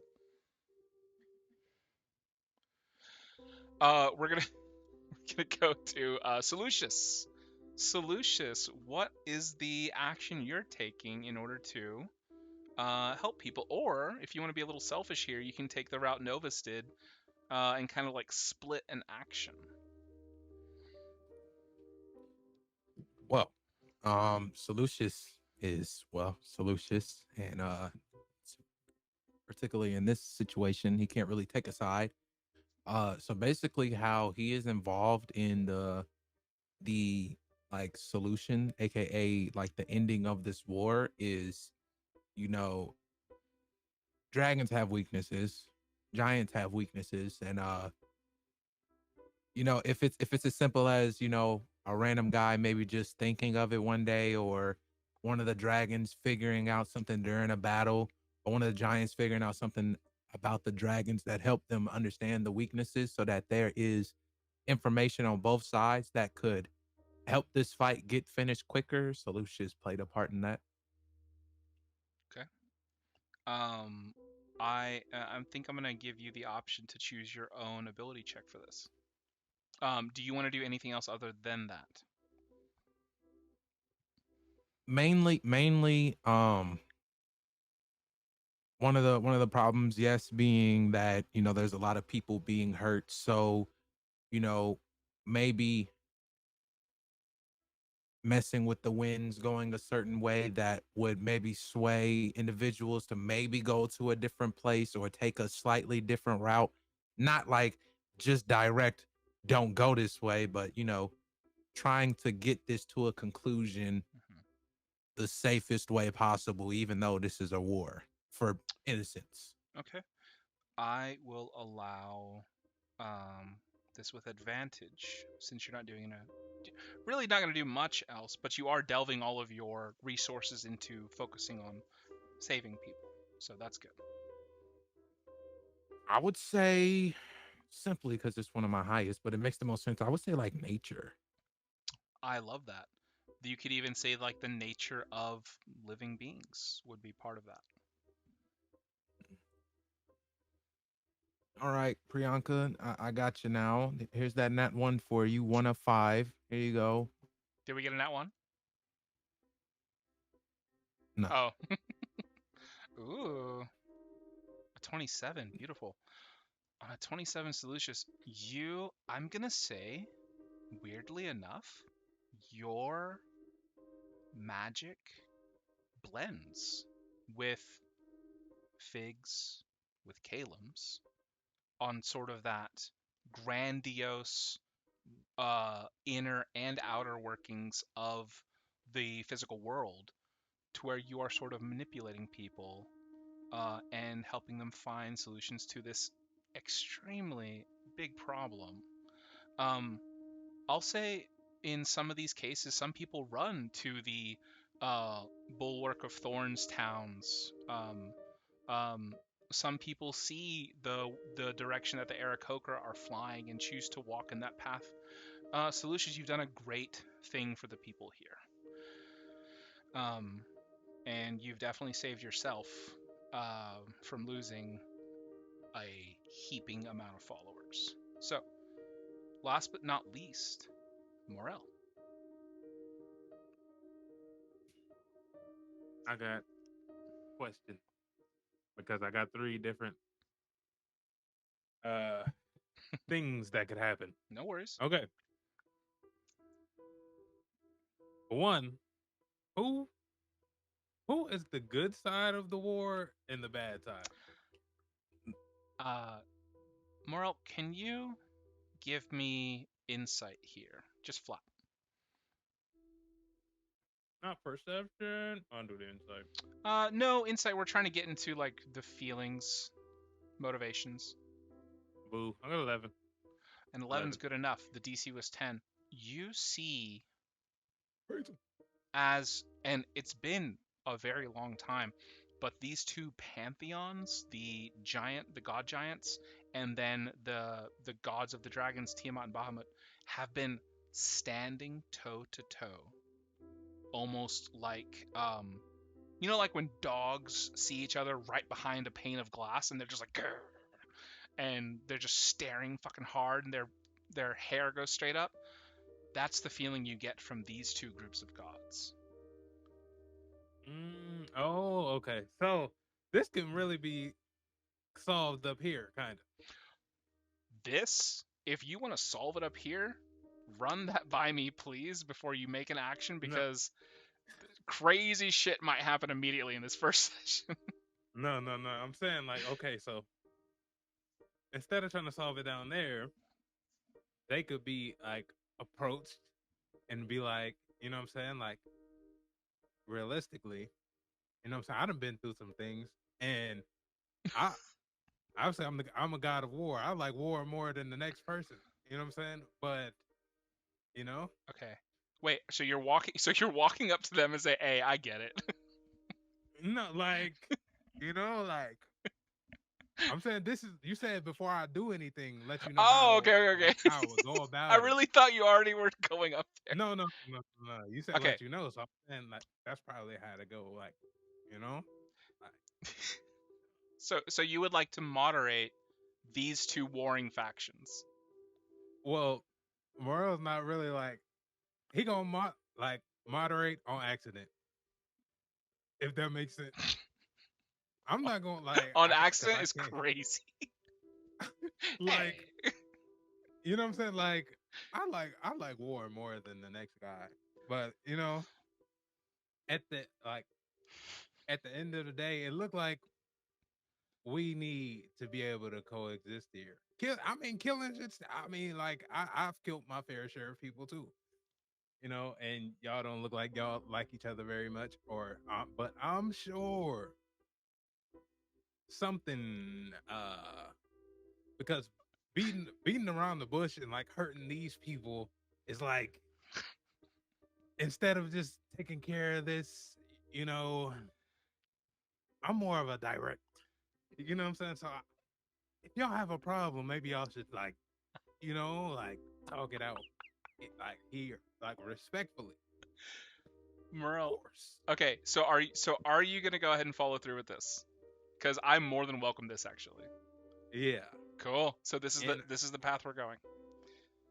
Yeah. Morel has chosen to directly interact with the 2 pantheons. Morel, you walk up, and I'm not gonna say you're any smaller than any of them, but the giants do feel much more imposing than the dragons. Mm-hmm. They have more of a spiritual pressure, if that translates well. The dragons, on the other hand, feel more like beasts, feel more like something cornered. Tiamat, more than anything, Bahamut feels like he's been thinking a lot, and while you haven't seen a metallic dragon show up on Ea, you definitely feel his presence is somewhere down there. So, Morel, I'm going to ask for either... So here's the thing. Depending on how you want to come off, I will allow persuasion or intimidation, But if you also want to just have your words come across better, if you want to do like athletics and kind of like be a little flexy, you know, like get up in there, little Oh, like body posture, I yeah. will allow Oh, you to roll this with advantage if this is the only thing let's you poke do. out athletics. Okay, and yeah, because yeah, like y'all doing all this down there, and all these people, you know what I'm saying, it's hurting everybody. Yeah. I roll that with advantage. Roll it with advantage. You know what I'm saying? Y'all- Come on, baby. 31.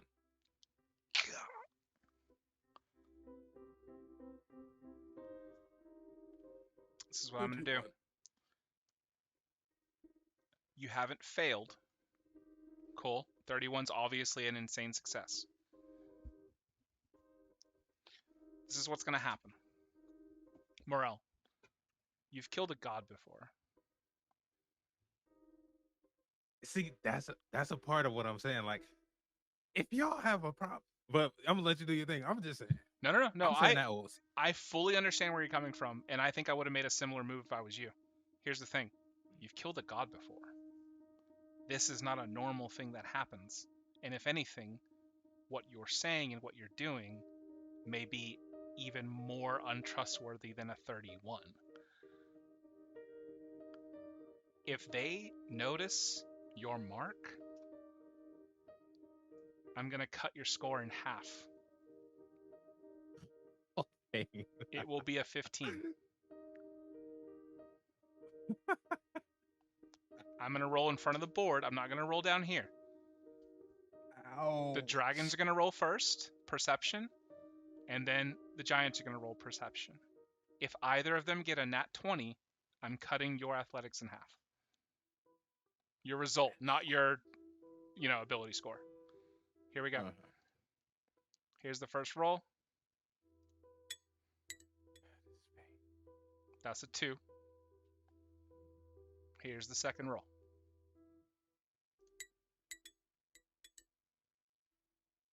That's an 11. Morel, you go up, make sure your armor's hanging on properly on your body. You're not showing any skin here. Yeah. You say what you say, and they look at you. You see that Bahamut and Tiamat regard you. Bahamut gives a slight bow. Morel, quite eloquent for a god of war. Well, I guess, you know what I'm saying?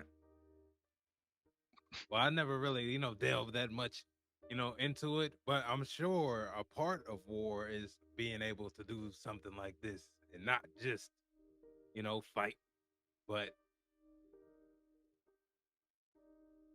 all sides of it. Sure. You know what I'm saying? Of course. See, Tiamat has like a little sneer. Whatever. You see, she walks away. This is the first time that one of these deities has moved from their area. And in doing so, everybody can see this on Aya. You all look down and you see the dragons pause in their fighting, and they pick up and fly away to their individual nests to go and lick their wounds. You see Morel, you see on the other side the giants. You see the brothers start to bicker just for a second. And then you see the biggest of them, Strongmouse, which, by the way, he's a happy looking dude. He's like, he's jovial. He's insanely muscular. He's honestly probably a head taller than you. Wields the largest weapon of any of the brothers, but also has never pulled it out or laid a hand on it. he puts an enormous arm on all of his brother's chest at the same time. He Oh goes, God. he goes, guys, chill out. Morel, you know what? Maybe we should go take a sit too. Let's get the fuck out of here, guys. And he kind of like tussles his brother's hair. You see the youngest one though, Grolantor. He is he's the god of hill giants, which are known as the lesser giants. Even though that they're probably some of the strongest in pure strength, they are the dumbest, they're the most reckless. You see Grolantor looks at you, enormous pot belly, and just stares you down. Your name Morel? Yeah. Yeah. Morel just staring him back. He walks to you, still a head taller than you. Me remember that name.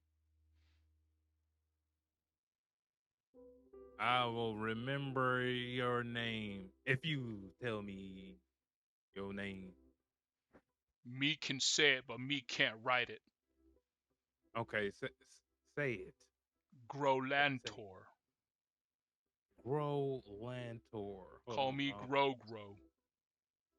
All right. Cause I grow. And he like flexes. And he says, you see Strong Mouse goes, yeah, brother, you grow. All right. Morel. Hey. God damn it, Ixers. My brother is quite a grower. Strong Mouse puts an enormous hand out that shrinks to your hand size. And he goes, yeah. Hey, I appreciate it. And he gives you a very sweet handshake, actually.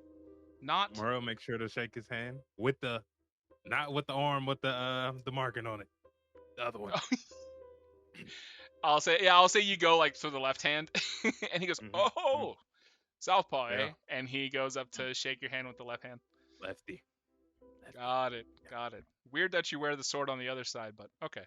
And see, Strong Mouse picks up Grolantor, which is no easy feat, and Grolantor's put me down. As they stroll off together, you see the sisters. The sisters do stay because Bahamut has stayed. You see Hayatea, Ilanis, and you see the most beautiful one, Diane Castra. Hayatea looks, regards. She takes an enormous folding fan, whips it open, and walks away. You see Ilanis. Ilanis is a little different than her other siblings, including the men. You see she has welding goggles up high. You see she has a like forge tool belt. And it's all like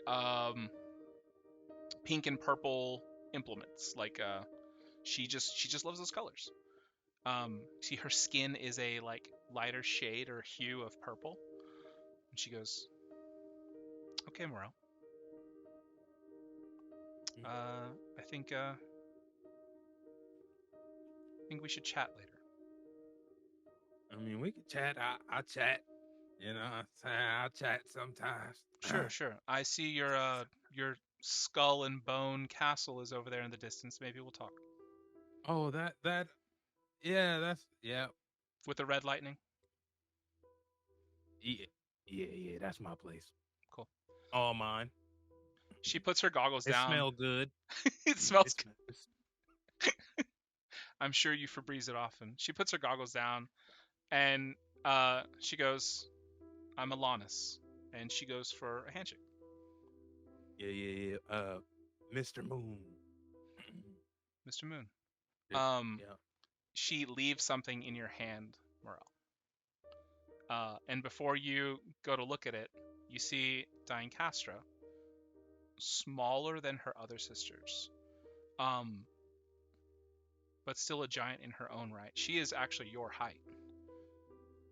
She is a hug okay? I'm not really that much of a. You know what? Go ahead and do your worst.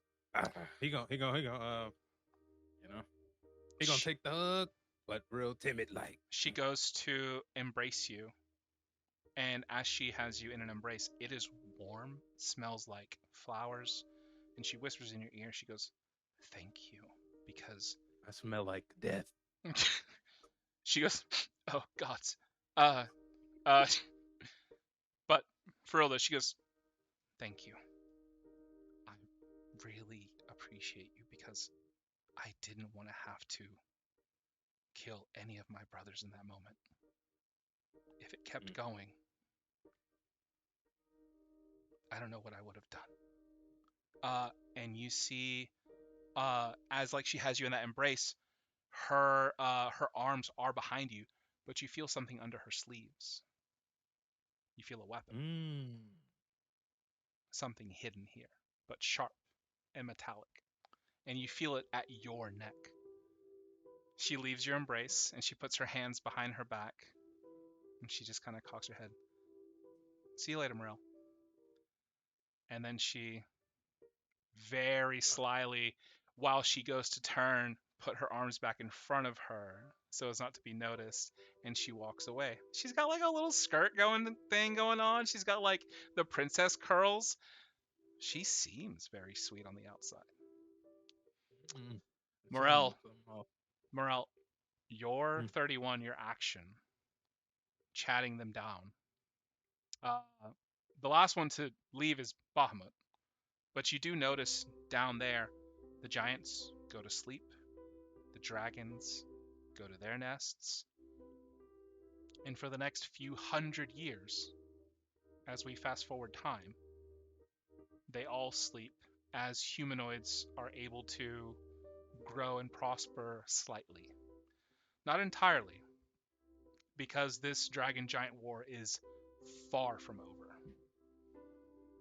But I will say, Morel, that paper in your hand is the location to Elanis's laboratory.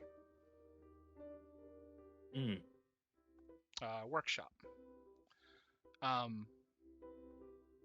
Bahamut still standing in sort of that place of power, which is like this weird intersection of all the domains, like the very dead center where these two pantheons were vying for power. You see Bahamut standing there. And you, Morel, everybody else too, sees a gold dragon, a brass, a copper, and a silver dragon emerge as they use healing magic to tend to the world. As quick as they appeared, they disappear, lost in myth and legend for the few who actually saw them. Bahamut regards you one last time, Morel,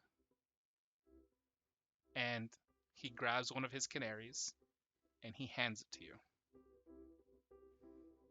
Go ahead and take that. Yeah. Grip it too hard, like it's like My bad. Apologies. chill I out, haven't had. chill out, man. Yeah. Jesus. Bahamut goes, he'll protect you should the time ever come that you need an assistance. Not that you can't handle yourself, I'm sure, and regard your sword. But I do a thing. Yeah, but he'll be there. Farewell, Morel.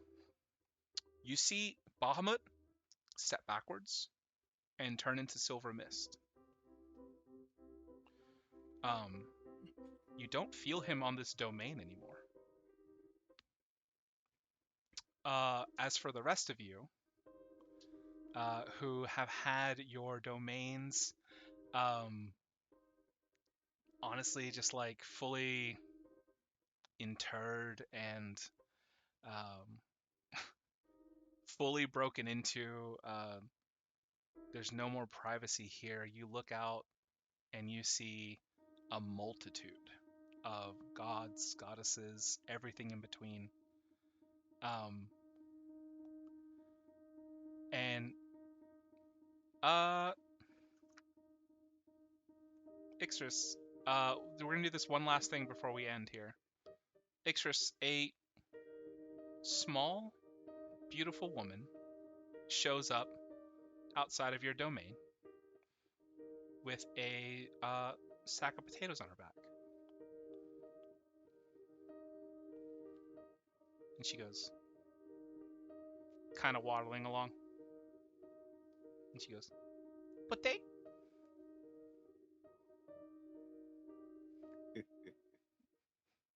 Before she hands it to you, she goes, gives it to you. It's one of the more misshapen potatoes, but you feel like that's a good thing. And she looks at you and she goes, okay. Caleb, the same thing. Beautiful little tan woman. Potato? You're muted. Caleb's just gonna like pick it up, like take it and pick it up. Never seen a potato before. Doesn't really know what to do with it.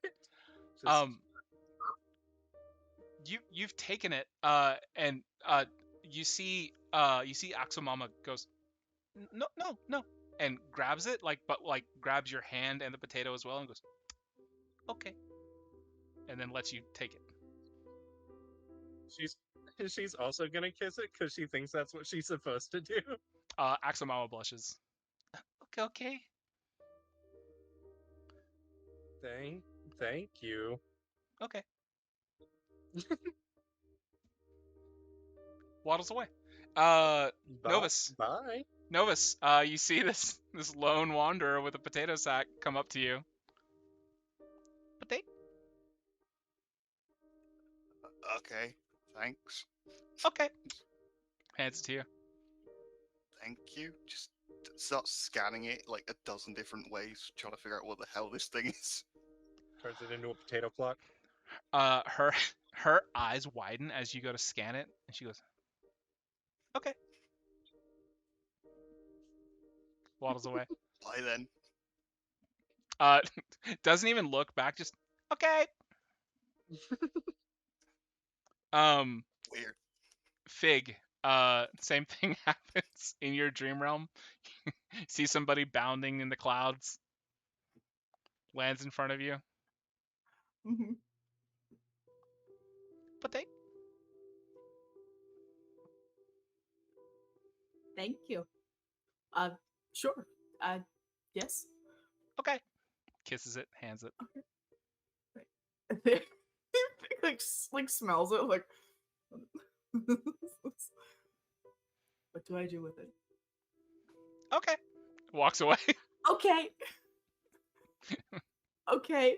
Well, you did see her. You did see her kiss it. Yeah, I think Fig smells it. It smells like food. Tentatively, just takes a bite of the raw potato. It's so earthy tasting, like you haven't washed it yet. You just get a weird potato taste in your mouth.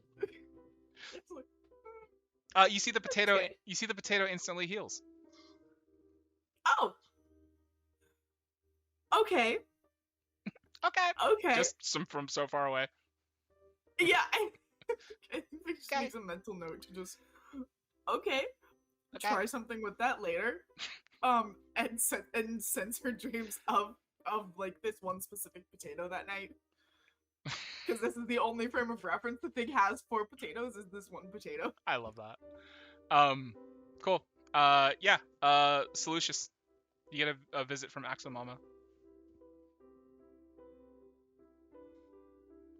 Potato. He takes it and like he instantly knows there's something wrong with this. Why? There's already a problem with this here potato. Seleucus, the It's problem too high in is- carbohydrates. That's good. Seleucus, the problem is she hasn't kissed it yet. He'll like hold it out. Oh. And then Is it let's still see. high in carbohydrates? Oh, it's extremely high in carbohydrates. Yeah. Oh shit. But you feel a problem has We're gonna been have solved. to fix this sooner or later. Thank you. Okay. He takes it and is he in his domain? Everybody's in their domain. Yeah.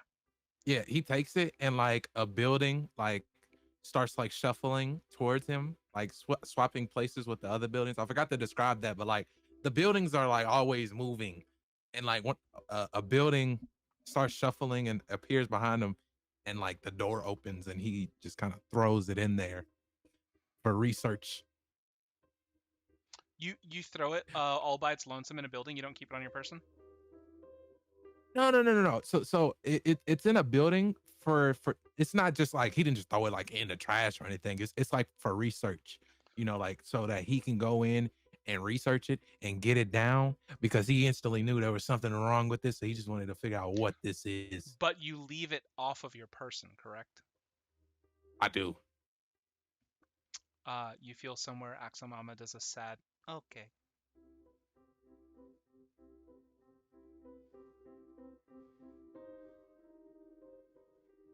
Anyways, we're gonna move on. I just wanted to research it. Morel, you get a visit from Axomama. Beautiful little tan lady. Potatoes on her back. But Again, Morel literally does not notice her, like, until she say potato. He just sitting there. Yeah. Until she say potato. And then he frees up. And he look at the potato. And for a second, his dark energy kind of like, go down a little bit. And he take the potato.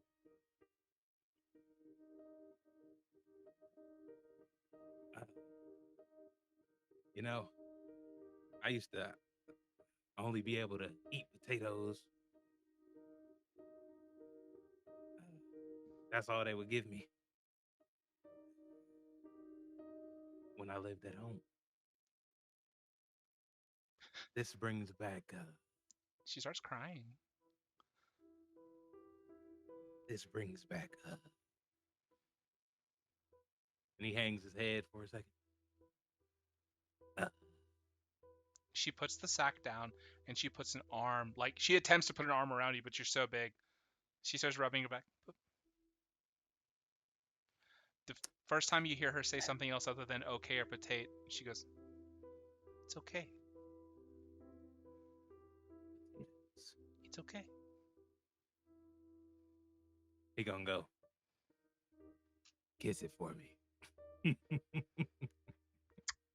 And she hands it back to you. Okay. Maybe you can the sad face is still on. Maybe you could plant me some. Like right over there. And he point to an open plot of land over there. In this no sun, red blood sky, red lightning. Plant me some. Right over there. She looks like you've given her the most important mission of her life, and she jumps down, got her little sandals on, and she stomps on the ground. She goes, "Potato." And she grabs a potato and she hurls it to the sky. Your clouds begin to part as a sun appears in the shape of a potato. And then she floats up to you, touches your face. Potato. Morel gonna be like, maybe you should stay here with me for a while. I could use the potato in company. She grabs your face, Mel, and your cheek. She goes, potato. Deep, meaningful nod. And you see her get to work on farming potatoes for you. You know what? That's where we're gonna end our session. Axomama planting potatoes. I think that's the happiest ending we've had in a long time. I think so too. Amazing.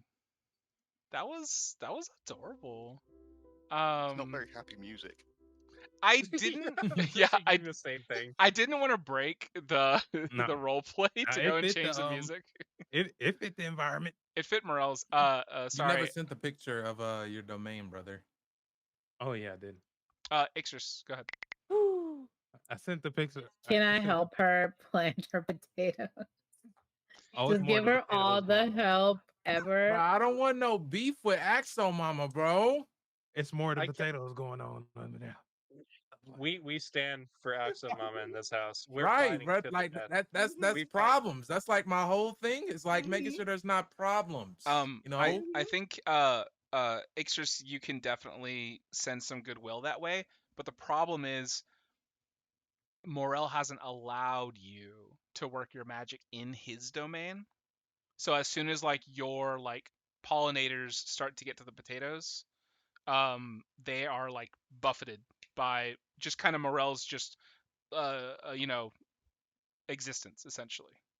Because Axomama walked in and asked, and you haven't asked yet. Oh, that's how it works. Okay. Essentially. Wait, let me get my music. Oh, in that case, Fig's magic would be able to work in Calem's domain. I'll say we'll work on that next time. But let's go ahead. Oh, Ixtris has one more thing. Can I show up with flowers to welcome all my new members? I guess, or can we do that next time? Next time. Next. We will do more things next time. We're gonna end it right there at the potatoes. And then I'm gonna go. You know what? I like this little initiative order we had today, and I'm glad I kept using it. So we're actually gonna start with Ixtris. Ixtris, go ahead and give me gems. Go for it.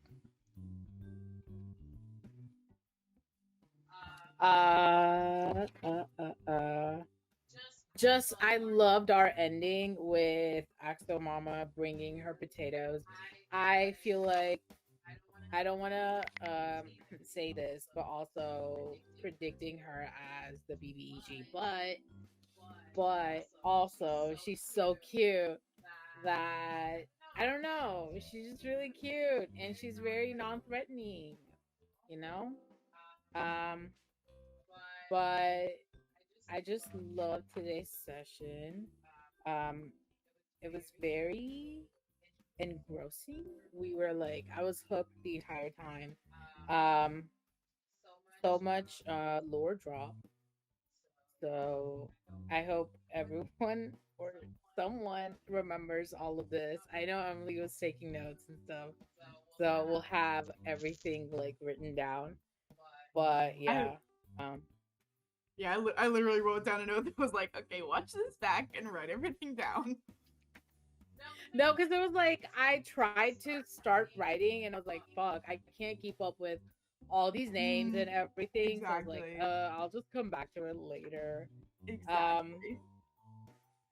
But yeah, everyone's role play was great. I loved learning about everyone's domains and their characters, and I can't wait to see more of how everyone evolves into their own.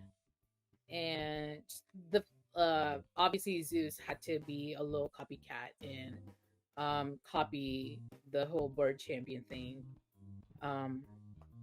Yeah, those are my gems. Amazing. Thank you so much. Yeah, Zeus is definitely a little copycat. He has to one up people, you know, but he has to do it to where nobody's gonna notice. So like, if he did it, everybody would have been like, "Oh, dude." Man. But let's move on, and I'm gonna honor that next. Oh well, actually, Emily, do you want to hold your posts for again, like we do? Sure. Okay. I only have 2 today. Okay. Wait. Yeah. Well, Is there I think we're just gonna keep our tradition of Emily's post-it corner. That. So we'll move down this line, and I have Caleb. We fight for Axomama in this house. If anything bad happens to Axomama, I'm starting Armageddon in Aya.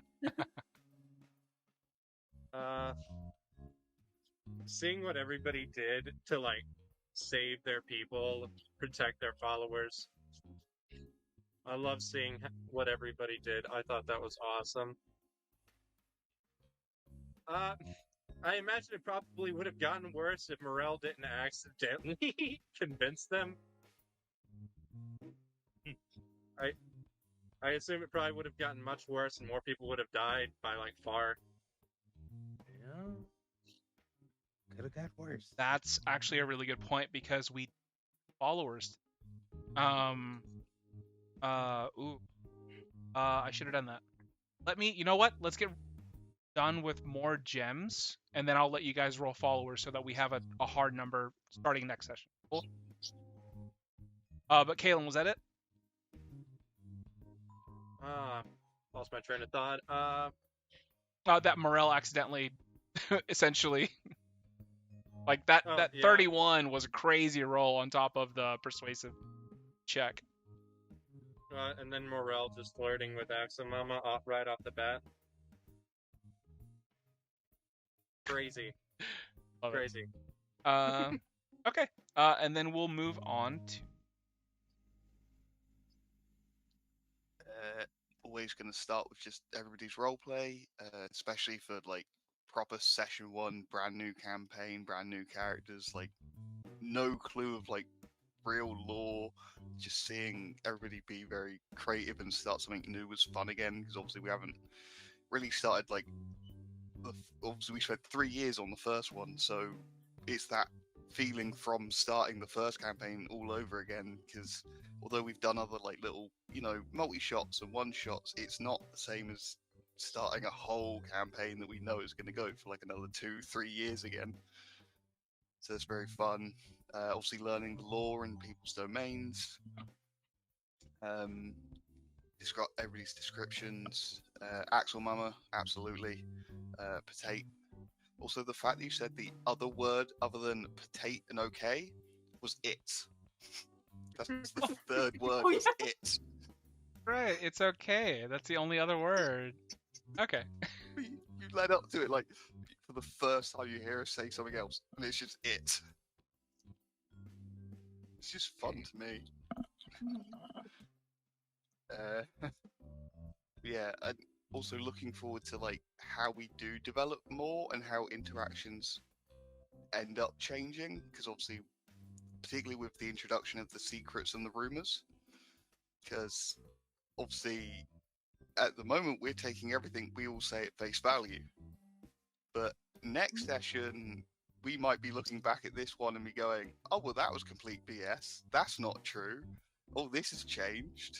Mm-hmm. And the idea of that is very fun to me. Because for all we know, one of us is like completely lying about our character right now. I'm excited to see how that's gonna like affect everything once we all have our little set of things. Because I mean, I don't know how many secrets and rumors everybody put in, but I think I did at least like 8 or 10. So I think everybody's gonna get at least what 2. you're doing right now is you're projecting, and you're the one that's lying. Oh, well, obviously about some stuff. Wow, We so also we've did been all telling the truth, and you've been lying. I mean, maybe I- not. I don't think anybody's gotten deep enough to their. And we wouldn't know because we Chris. didn't really interact like that. Nobody bro. would know. Nobody would know. Except for Chris. Chris is the only liar, correct? In all Of fairness, course. I've lied about everything. Yeah, Chris actually lives Mhm. in the apartments next to me. He's not even British. Of course. The accent's Totally. fake. Accent's fake. Doesn't wear glasses. Totally. He says Doesn't he look- says bottle of water. Is that an American flag in the back? What is that? That's You mean the literal thing with the flag on it? Yeah. Like above It's a your British head, bro. flag. Yeah. It's Oh, British. shit. Yeah. The thing that has the Union Jack The on it? Union Jack. Yeah. Man, he's really committed to the British bit. He's committed. It's weird. Man, method acting is crazy. That's great. Are we Love that. just playing a game with what's old boy's name? Captain Jack Sparrow. What's that actor's name? What? Who does From Captain Pirates Jack of the Sparrow? Caribbean? Yeah, Johnny Depp. Johnny Depp. He's like an infamous method actor, is he not? Oh, One of, yeah. Yeah. Oh, nice. Another good one was Heath Ledger. Oh, that's Oh, yeah, right. yeah. Leaf Hedger. Mhm. The elf. Yeah, Mm. Leaf Hedger. Nice. Nice. Okay, well, we're gonna continue. Hey, thank you so much, Novus. I appreciate it. Let's move. Solutions. What you got for me? Hello, sir. This is a fun beginning to a session. Fun beginning to a campaign. Very, very interesting. I'm very excited for what's to come. I think the gems just gotta go to, the people that are gonna be inhabiting this here campaign. Great introductions to, some of our main people. I'm very, very interested, very intrigued. And very, very not looking forward to like the bullshit. There's always bullshit. If there's no bullshit, there's no session. So like, I'm interested in what the bullshit is. I mean, you literally made a character that creates problems to be your enemy. So He did that, not me. I don't know what you're talking about. You did That's a that. It was rumor. supposed to be just Solucius, and then he made Problematicus. So Ben, blame him. He made Problematicus. All that time back, whenever I first made Finger Quick, that's when he made him. That's true. Oh, but haven't I always been here? And then you get a wet willy in Solution. It's my gems. All right, Morel, what you got for us? Well, I'm gonna say, I think everybody character is fire. I ain't gonna lie. I think all your characters fire, like super fire. I liked everything y'all did today. I loved it a lot. W first session, for sure. Damn. I don't want to cop out and say everything. Hold on. Let me think. Okay. Everything everybody did to like for the mortals, like all the decisions y'all made and the ways y'all made them in the flavor of your character. I love that. That was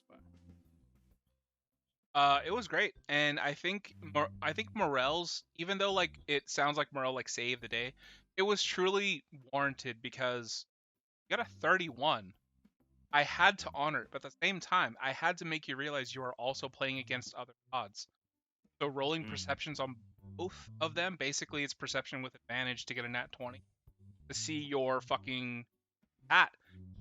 What if they saw it? Yeah, There would but look, still be a war raging on.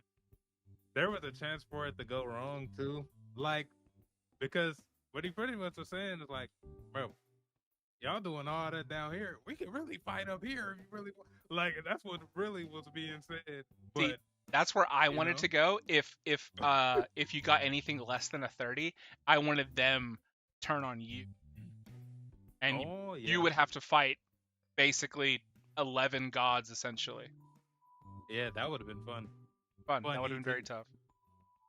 That would have been funny as hell. Okay. And it didn't matter which way it went. Shoot. WRP. Honestly, yeah, RP was the victor today. The rolls were, but the things you said were.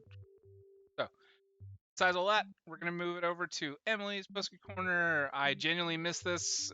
We haven't done it since the Pride campaign, so What are you talking about? We just had the Post Note corner last Wednesday. Oh yeah, there's that. I think we. Well, did we have it last week? That's Yeah, we Wednesday. just had it I don't Wednesday. think I did any Post-it notes Yes. last week. We did. We had a Post Note corner last Wednesday. Oh, who did it? Y'all forgot? That's Not last Wednesday. Wednesday. Last Wednesday Yes. was your campaign. The I Wednesday. know. Wait, who did Y'all the don't Post-it remember? corner? Wednesday. Y'all don't remember? No, I'm talking Who did it? specifically Emily though. Yes.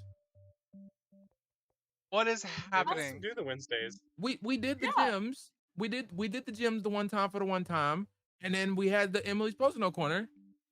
Okay, I'm gonna stop trolling. She wasn't there. I played the music, but she wasn't there. Oh, that's right. No. We had a joke because we had a joke that you were actually watching the whole time, and that you were just gonna pop in and be like, "Guys, I got my post-its," and then do it all for us. Oh, I'm sorry. I didn't get a chance to watch this week. Fine, it's up. Don't watch it. Don't watch it. Watch. Watch it. It's Well, so okay. funny. No, It's so- actually I was really not- funny. I think I need to watch this. It's such a bad session. Stop. funny. Hey, Not though. 'Cause stop. We all It- sort of it- fell into our characters like instantly and just started. Yeah, like, yeah. In that acting front, like it we was were- great. In that But front, you that led was us great. into that. But we wouldn't have done that if you weren't leading us in the right directions to have those interactions. I'm talking about where it went bad. Where it went bad, it's nothing that y'all could have done about it. I'm just saying, like on my end, it was bad. No, it wasn't. Y'all bad. did great as y'all always do. I did bad. I You can think watch it that if you if want the to, though. players had fun, then you did good. He did have fun. Oh, it was so fun. I did It was good, so but I fun. did bad. That's a lie. Hit him with the Who shit. said that? Wow. Listen, okay. You didn't have fun because you had an opportunity to take a trip in a helicopter and you said, no, I'm running home. What? Why would I, a sane person who reads true crime, go and get into someone else's helicopter? I don't even know this person. This person's You got stalking a me on point. I campus. forgot you are hella into the true crime. I forgot. You're welcome. You know what? I It was should have been literally doing what it my should have been a character would jet. do. It should have been a big ass jet. Would you have It been okay with a should've big been. ass jet following you? It should have been a sniper on a roof, literally pointing a laser at me, and then you force me to go with you to class. Oh, that's like not cool though. That's like kidnapping. I don't know if I want to DM that No, you do that. and In- then in you real do it, and life. it's just Nerf. in real life. Are we supposed to land a jet in a Waffle House parking lot? I don't know, but apparently a helicopter wouldn't have done it. Those VTOLs exist. You have to gotta watch it. you would have to watch you'd have it. to watch this. Yeah, you'd have to watch the session in order to I need to watch- understand. So I need to watch the session. I think They never No technically and landed. yes, no and yes. They never technically landed. They just lowered down like the rope thing, and we just sort of zipped up that. yeah, you Yeah, said you know. said that they let him down from the helicopter. And then the parachute bikes. Yeah, I chased Priyanka on a helicopter. You'll have to watch it to understand what I mean by that. All right, let's get to the Post-it note let's get to the Corner, post-it post-it note. corner. Go for it, Post a note Emily. corner. Post a note Okay. corner and pictures and more. I'm sorry I didn't draw anything today. It's okay. No worries. So one thing that I did, one thing that I really liked as this like session 1 thing was the idea that like it felt like the session 1 was introducing the character and building the world that like we haven't gotten as much into like as much into our interactions with like the other characters, but that like but it was kind of forming and informing what we're going to do going forward. So I thought that was really fun. And then also just the well, I guess okay. Going through in order here. Because I just have 2 of them today. But going forward. I have the fact that we had 2 nat 20 luck checks right at the beginning of the session. It was great. Love that. Love that. And hey, I don't think we had a nat 1 this session. Came so close. Uh-huh. Rolled over a 1 onto a 7. Okay, valid. Valid. But hey, it didn't actually become a 1. And then for the nat 1s. We can blame Problematicus for the nat 1s. Yeah, exactly. There we go. Problematicus messes up the roll. Same tempo low. Just some fun quotes that happened to the session. Is the none of you are dying right now, or I'm going to kill you. Was great. But then also the F freedom right now. We gotta take care of stuff. Fantastic. I'm censoring it, but I did write it out on the sticky note. Yeah. Flint freedom right now. Yeah, exactly. And also the Aarakocra reaction of like okay, let's just fly. Let's just go. It's great. Novus renting out chainsaw swords. And then the whole thing with the boom boom sticks. It's fantastic. The slight roast of it smells good. I promise. Yeah, I'm sure you Febreze it often. From Alanis to Morel was great. And also that the Morel accidentally ending the war because it all ended up working out. Fantastic. And Solucius accidentally offending Axmama. Wow. Oh. But it was still, hey, now there's something to find a solution for. She got real. So now you can do research and make it into 2 potatoes and then bring her one of the potatoes. Bro, I'm already seeing how the Solucious roleplay is about to be, bro. Solucious I already see in my it. house. I already see. No, let me stop playing. What? I'm just playing. I already see. And Kristen, you bastard, you. I won't allow it. Or What? What's that? Cristo Garza goes down to level 0. I'll tell you right now. Oh, I'm the chronicler. Well, then the Chronicler goes to level 0. A mutato. Love that. If I research it, oh my god. What? I just don't. I don't see a good ending to this potato situation. I don't see a good ending. I don't see a good ending to this, like quite literally at all, in no way possible. What potato situation? To researching the potato. She gave me the potato. I put it in my research building, and she got upset. Oh, that potato. She got sad that you were no longer. Because I didn't keep that potato on my person. Why? Yeah, it's like crazy. Yeah, don't disrespect the potatoes, man. I'm not disrespecting it. If anything, I'm intrigued and I want to learn more about it. Or the other vegetable that I'm not gonna speak of. But No. you're so intrigued by it that you've put it to the side, and it's not being an emotional thing; it's being a study thing. So should he go ask her for another potato? No, he has one. But then he can have emotional keep one with him and then another one to study? I don't know that the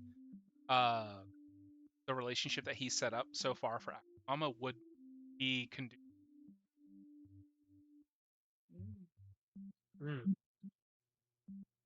You see, man, it's all right. I guess I'm the DP of this campaign. I see. All right. What? Teleportation orb.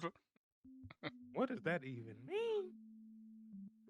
See, what I heard him You say know what it was, means. I said, my I life, guess I don't know what I'm the DP of this campaign. This I is don't know great. I don't know what that I'm the Rayloff. I'm the Morel. I'm the was you of this great. campaign. I How love do you do Rayloff. that? What does that mean? How do you do that? What do you mean? I thoroughly enjoyed Rayloff. I don't know what's going Whoa, wait, whoa. on. That Oh. was dope. What do you yeah. Are you saying Lucius isn't? What are didn't- you saying? Yep, nope. What? Wait, what? Oh no! Him dropping out is crazy. Oh no! What is he saying? Anyways, I'm is Follow that it. all you had, Em? On That your, was. I only hit 2 of them today. you know what's crazy? I'll have more next time, huh? Nobody.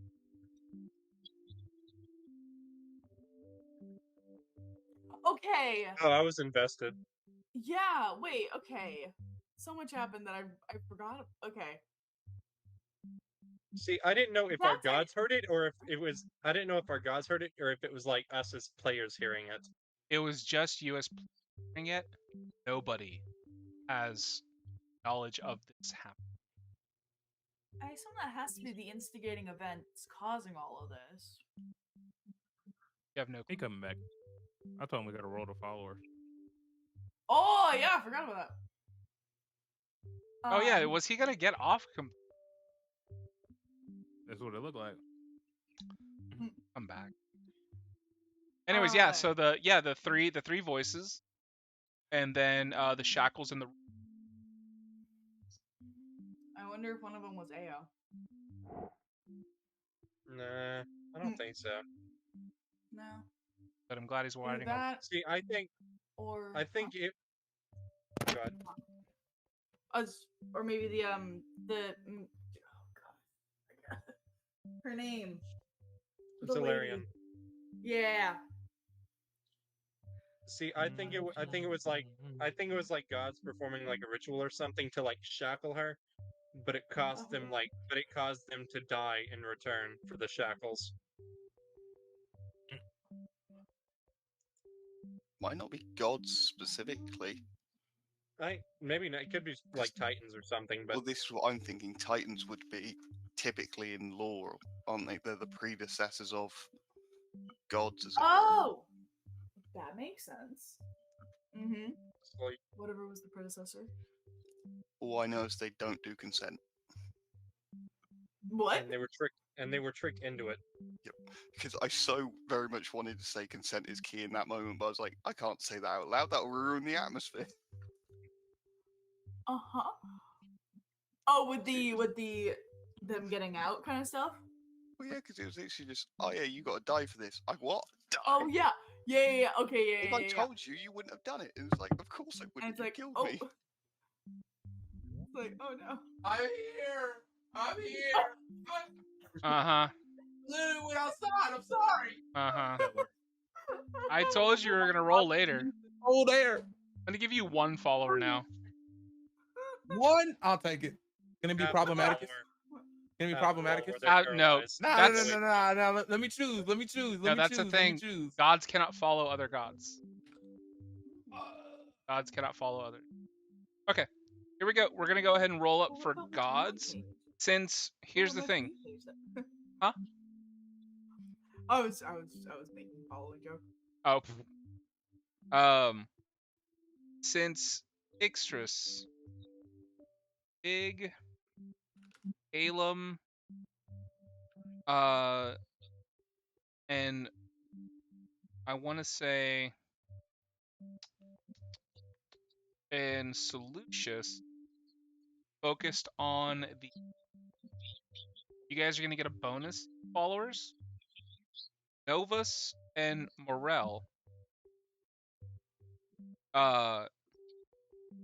You two did not go a 100% follower path, 100% saving humanoids, like making miracles happen on the planet. Didn't necessarily do that. Like everybody else performed a miracle. stars were real, dreams were invaded, enormous, vines were grown. But as far as Novus goes, contracts were signed. Not entirely showing the good works to the multitude. And then Morel, as far as you're concerned, did confiding to, but you did not make yourself known on the. So those are some things to consider. You perform miracles, handle things heights. So made a decision. Now that you guys know how things work, I know you're going to be playing it differently, but interesting how you all without knowing. So going to start, we're going to go in that same order of the roles as earlier. So Ixtris. Ixtris, we're going to have you roll. First is going to be a D100 that for me.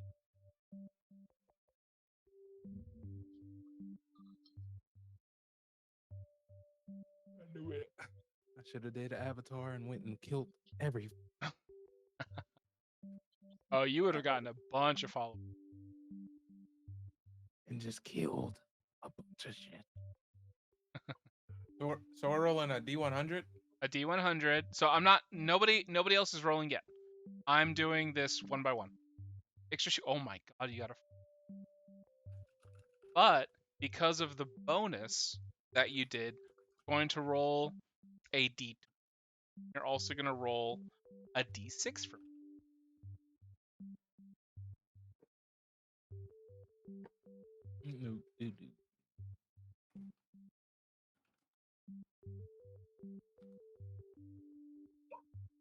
Another, you've got to be kidding me. Another nat 20. You are dooming us. I can't. We're so screwed. We're so screwed. Like we're We got 3 nat 20s in one session. That sounds fantastic. we are cooked. I also rolled a 4 on a D100, so like It makes up for it. So these are the amount of followers you rolled very low. But and here's the thing: don't take this number as insulting, because it's going to be kind of low. Since you didn't get high on the D100, but have these 720 followers.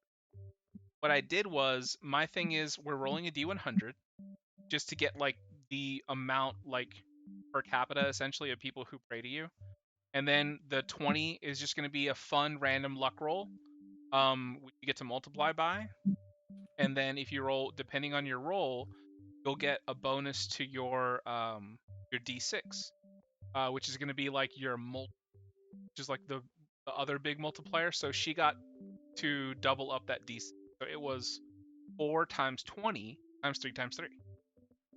So we ended up with 720 followers. Big. Excuse me. Ixtris. Nice. My name's 720.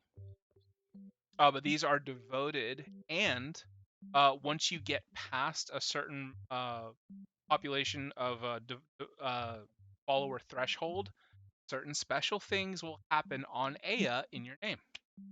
So you're not there at the first threshold yet, but I'll let you know when you are. All right, let's go, Fig. Roll me a D100, please. I'm shook it.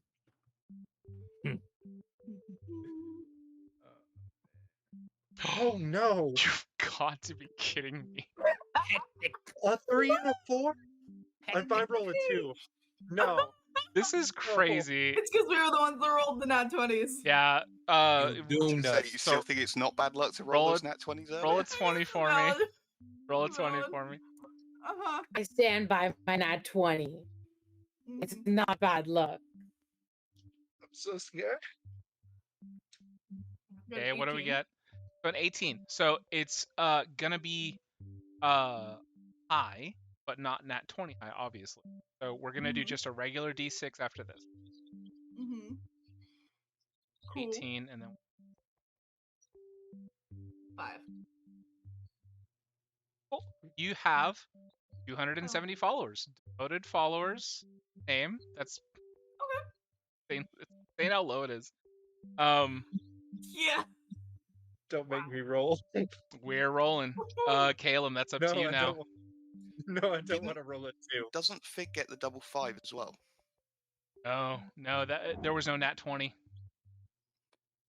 Because you were saying they got extras for directly interfering with Aya over us two. Oh, yes, but I gave that luck check there to find out whether or not it's gonna happen. Yeah, the math is so yeah. Tell you what, roll a d4. Fake. We'll do that. We'll do that because I did double up the d6. But I'll say d4 because I rolled a 3. because there is a chance that you roll a Okay, 1. I got 4. Oh, 4, not bad. Hmm. Okay, you're gonna have a bunch more. You have a 10,000. You have 1,080. What? Yeah. What? Yeah. One. Multiplied it by 4. You multiplied it by 4. multiplied it by. Okay. Thank So you. what's Fig got? You did not get another. Oh no. I thought. Never mind. I'm sorry. I thought Caleb rolled already. Caleb rolled the D100. Jesus Christ. These new names are tough. Oh my god, 20. 20, not bad. Caleb, roll your D20 for me. It's better than a 3 and a 4. It is better than. It is still have a 2 in That's it. so though. far. Progress. 14. Not bad. D6. Yeah, D6.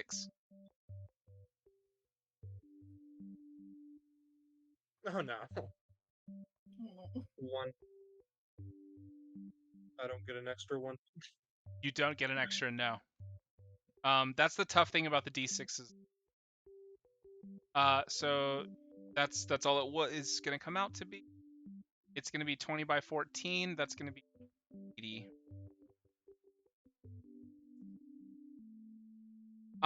And I think you guys are right. I want to make sure that I'm giving properly to everybody. So instead of me doubling that 6 and just making it a, can you roll a d6 and just if you get higher than 3, we'll apply it. If you get lower, we'll keep. Divide the 720 again by. I knew I was gonna get lower. Did you get lower? Oh, you got a 4? Oh. Nice. So you're actually 960. Nice. Okay, Caleb, you. Huh? Shouldn't Caleb and Solucius also get bonuses for interacting with people down on Aya? That would be. So yeah, that should be a D4 for Caleb. Yeah, you're right. I'm sorry. I'm trying to make a cool mechanic for this, but it's hard. Like just kind of. Valid. Oh, no, absolutely. 20. Do a D, and then we do a D. Okay, but if you nat 20, I'll double up the instead of. Sounds good. Okay, now I have something that works. Yeah. Caleb got a 4. Yay! So we're gonna go. Nice. Do 80 by 4. That's 1120. Friggin' Caleb. Yay. Yay, Nice. Caleb. We're close somehow. Nobody has hit a threshold yet, by the way. So now we're gonna go. Novus, you are not gonna get that bonus D4. You're getting the 100, the 20, and the 6. But if you nat 20, I'll give you that double up D.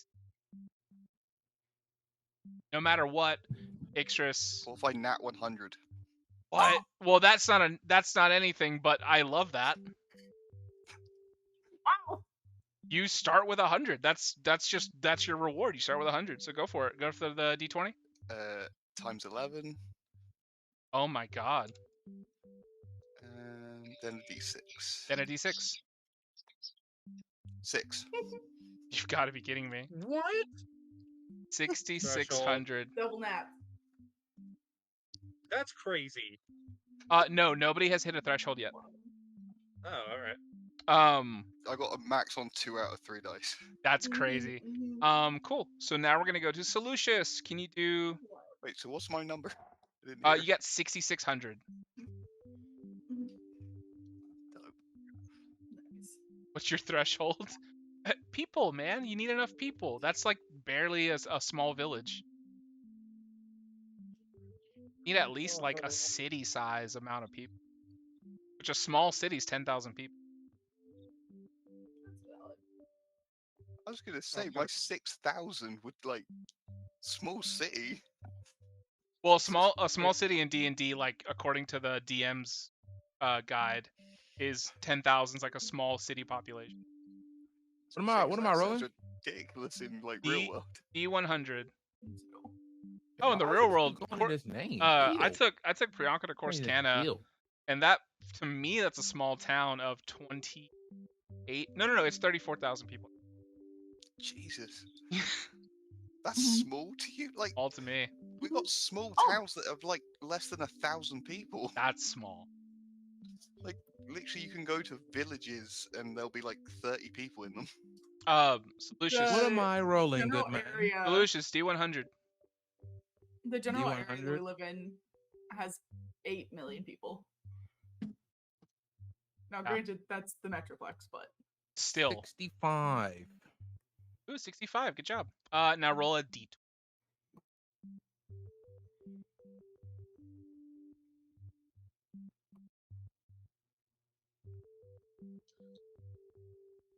oh no. No. Is that Is it a nat one? No. There's one. Oh, Oh no! I'm leaving Why? by. Wait, what? What? Why? Why?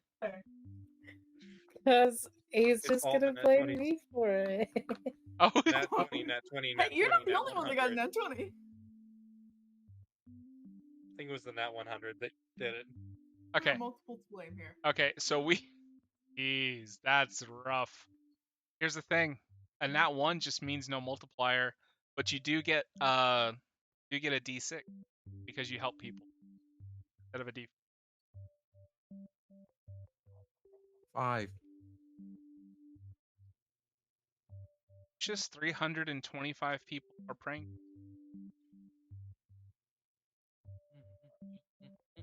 Morel. I like it that way. Not a lot of followers, not a lot of problems. Sure. 21. All right. That's 21. What? No way you got the number you always say. All right, 21. Go for the D20. Come on, nat 20. 15. And a D4, you said? Yes, and a D4. 4. 4. Wow. 1260. 1260. 1260 is cool. Oh yeah. That's cool. Guys. But it's cool. What's up, Fig? Or M? Wait, shouldn't it? I thought it was D100, D20, D6, and then D4 if you did stuff down on Aya. With Morel. Oh wait. Did you? I didn't. No, Well, he didn't do anything down on Aya. Yeah, But, I did it but- on. But did you Mine do a should be D6? D4. Hold on. I rolled a D6 as my third. That's dice. right. You should have rolled a D6. Yeah. A D6 instead of a D4. So roll that back, and if you get lower than a 4, it will just go with the 4. And I got another question after. Yeah, go ahead. Roll a Right, D6. I was gonna say, Should have the potential Okay, for a 5 or so- 6. shouldn't we get something like I did something in the Heights? Should I get something like in the Heights, like favor? I mean, No. actually, I already got the canary thing in the That's true. and You did get small the location bonuses. to the lab You stuff. did get small boons, but here's the thing: what we're rolling is followers. Did not Yeah. make an appearance in the form of miracles. I know that's what I was saying, but like when we do something, like if we choose to do something in the heights, you know what I'm saying? Well, there's no favor amongst the. Well, I kind of did. So you did that's because kinda in our the role art. play, Yeah. both of Yeah, those that's true. pantheons already have you in a high regard. Okay, so yeah, then that's the thing. Okay, yeah. Okay. Hey, look. And I'm gonna say something because Morel was the only one who did do something in the heights as far as like currying favor with other gods.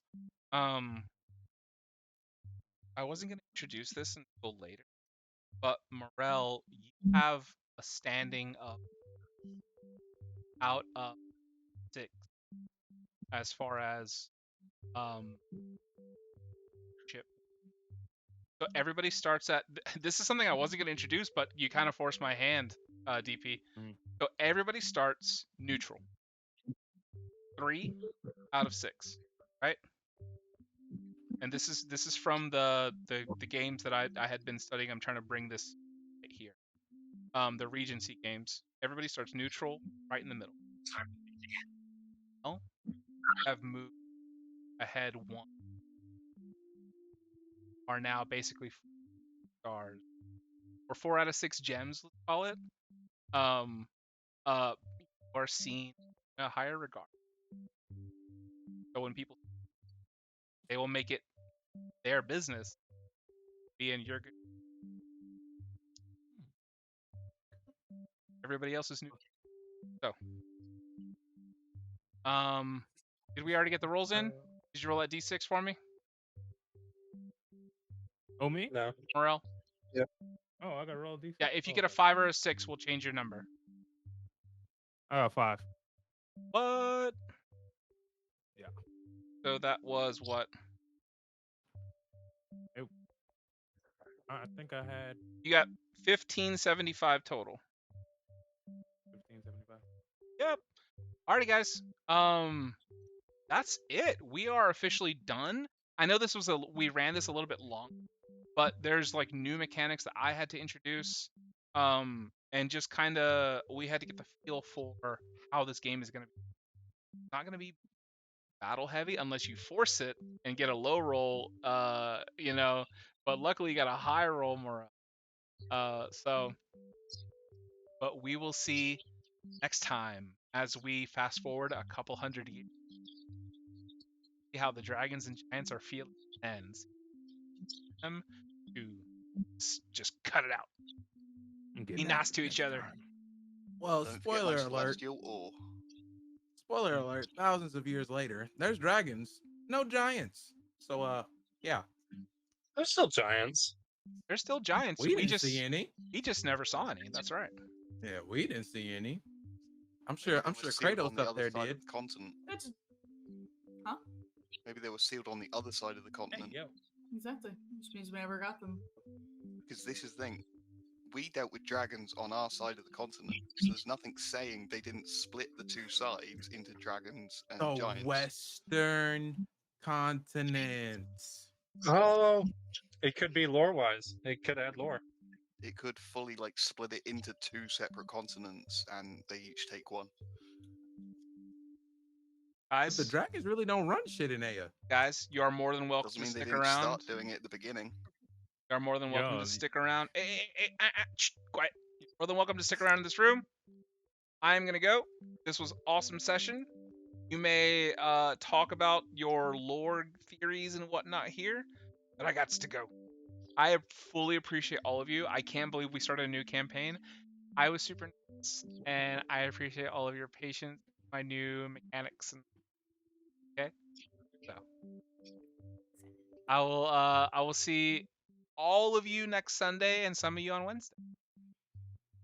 Last one I leave gets D-Love. I'm dead. Wait, last So one he to leaves leave? first as the DM. Yeah. Yeah. I think let's all agree to do level him. on Wednesday. Yeah. Got it. All right. Agreed. Bye, guys. All right, y'all. See ya. Every week. Bye. Bye.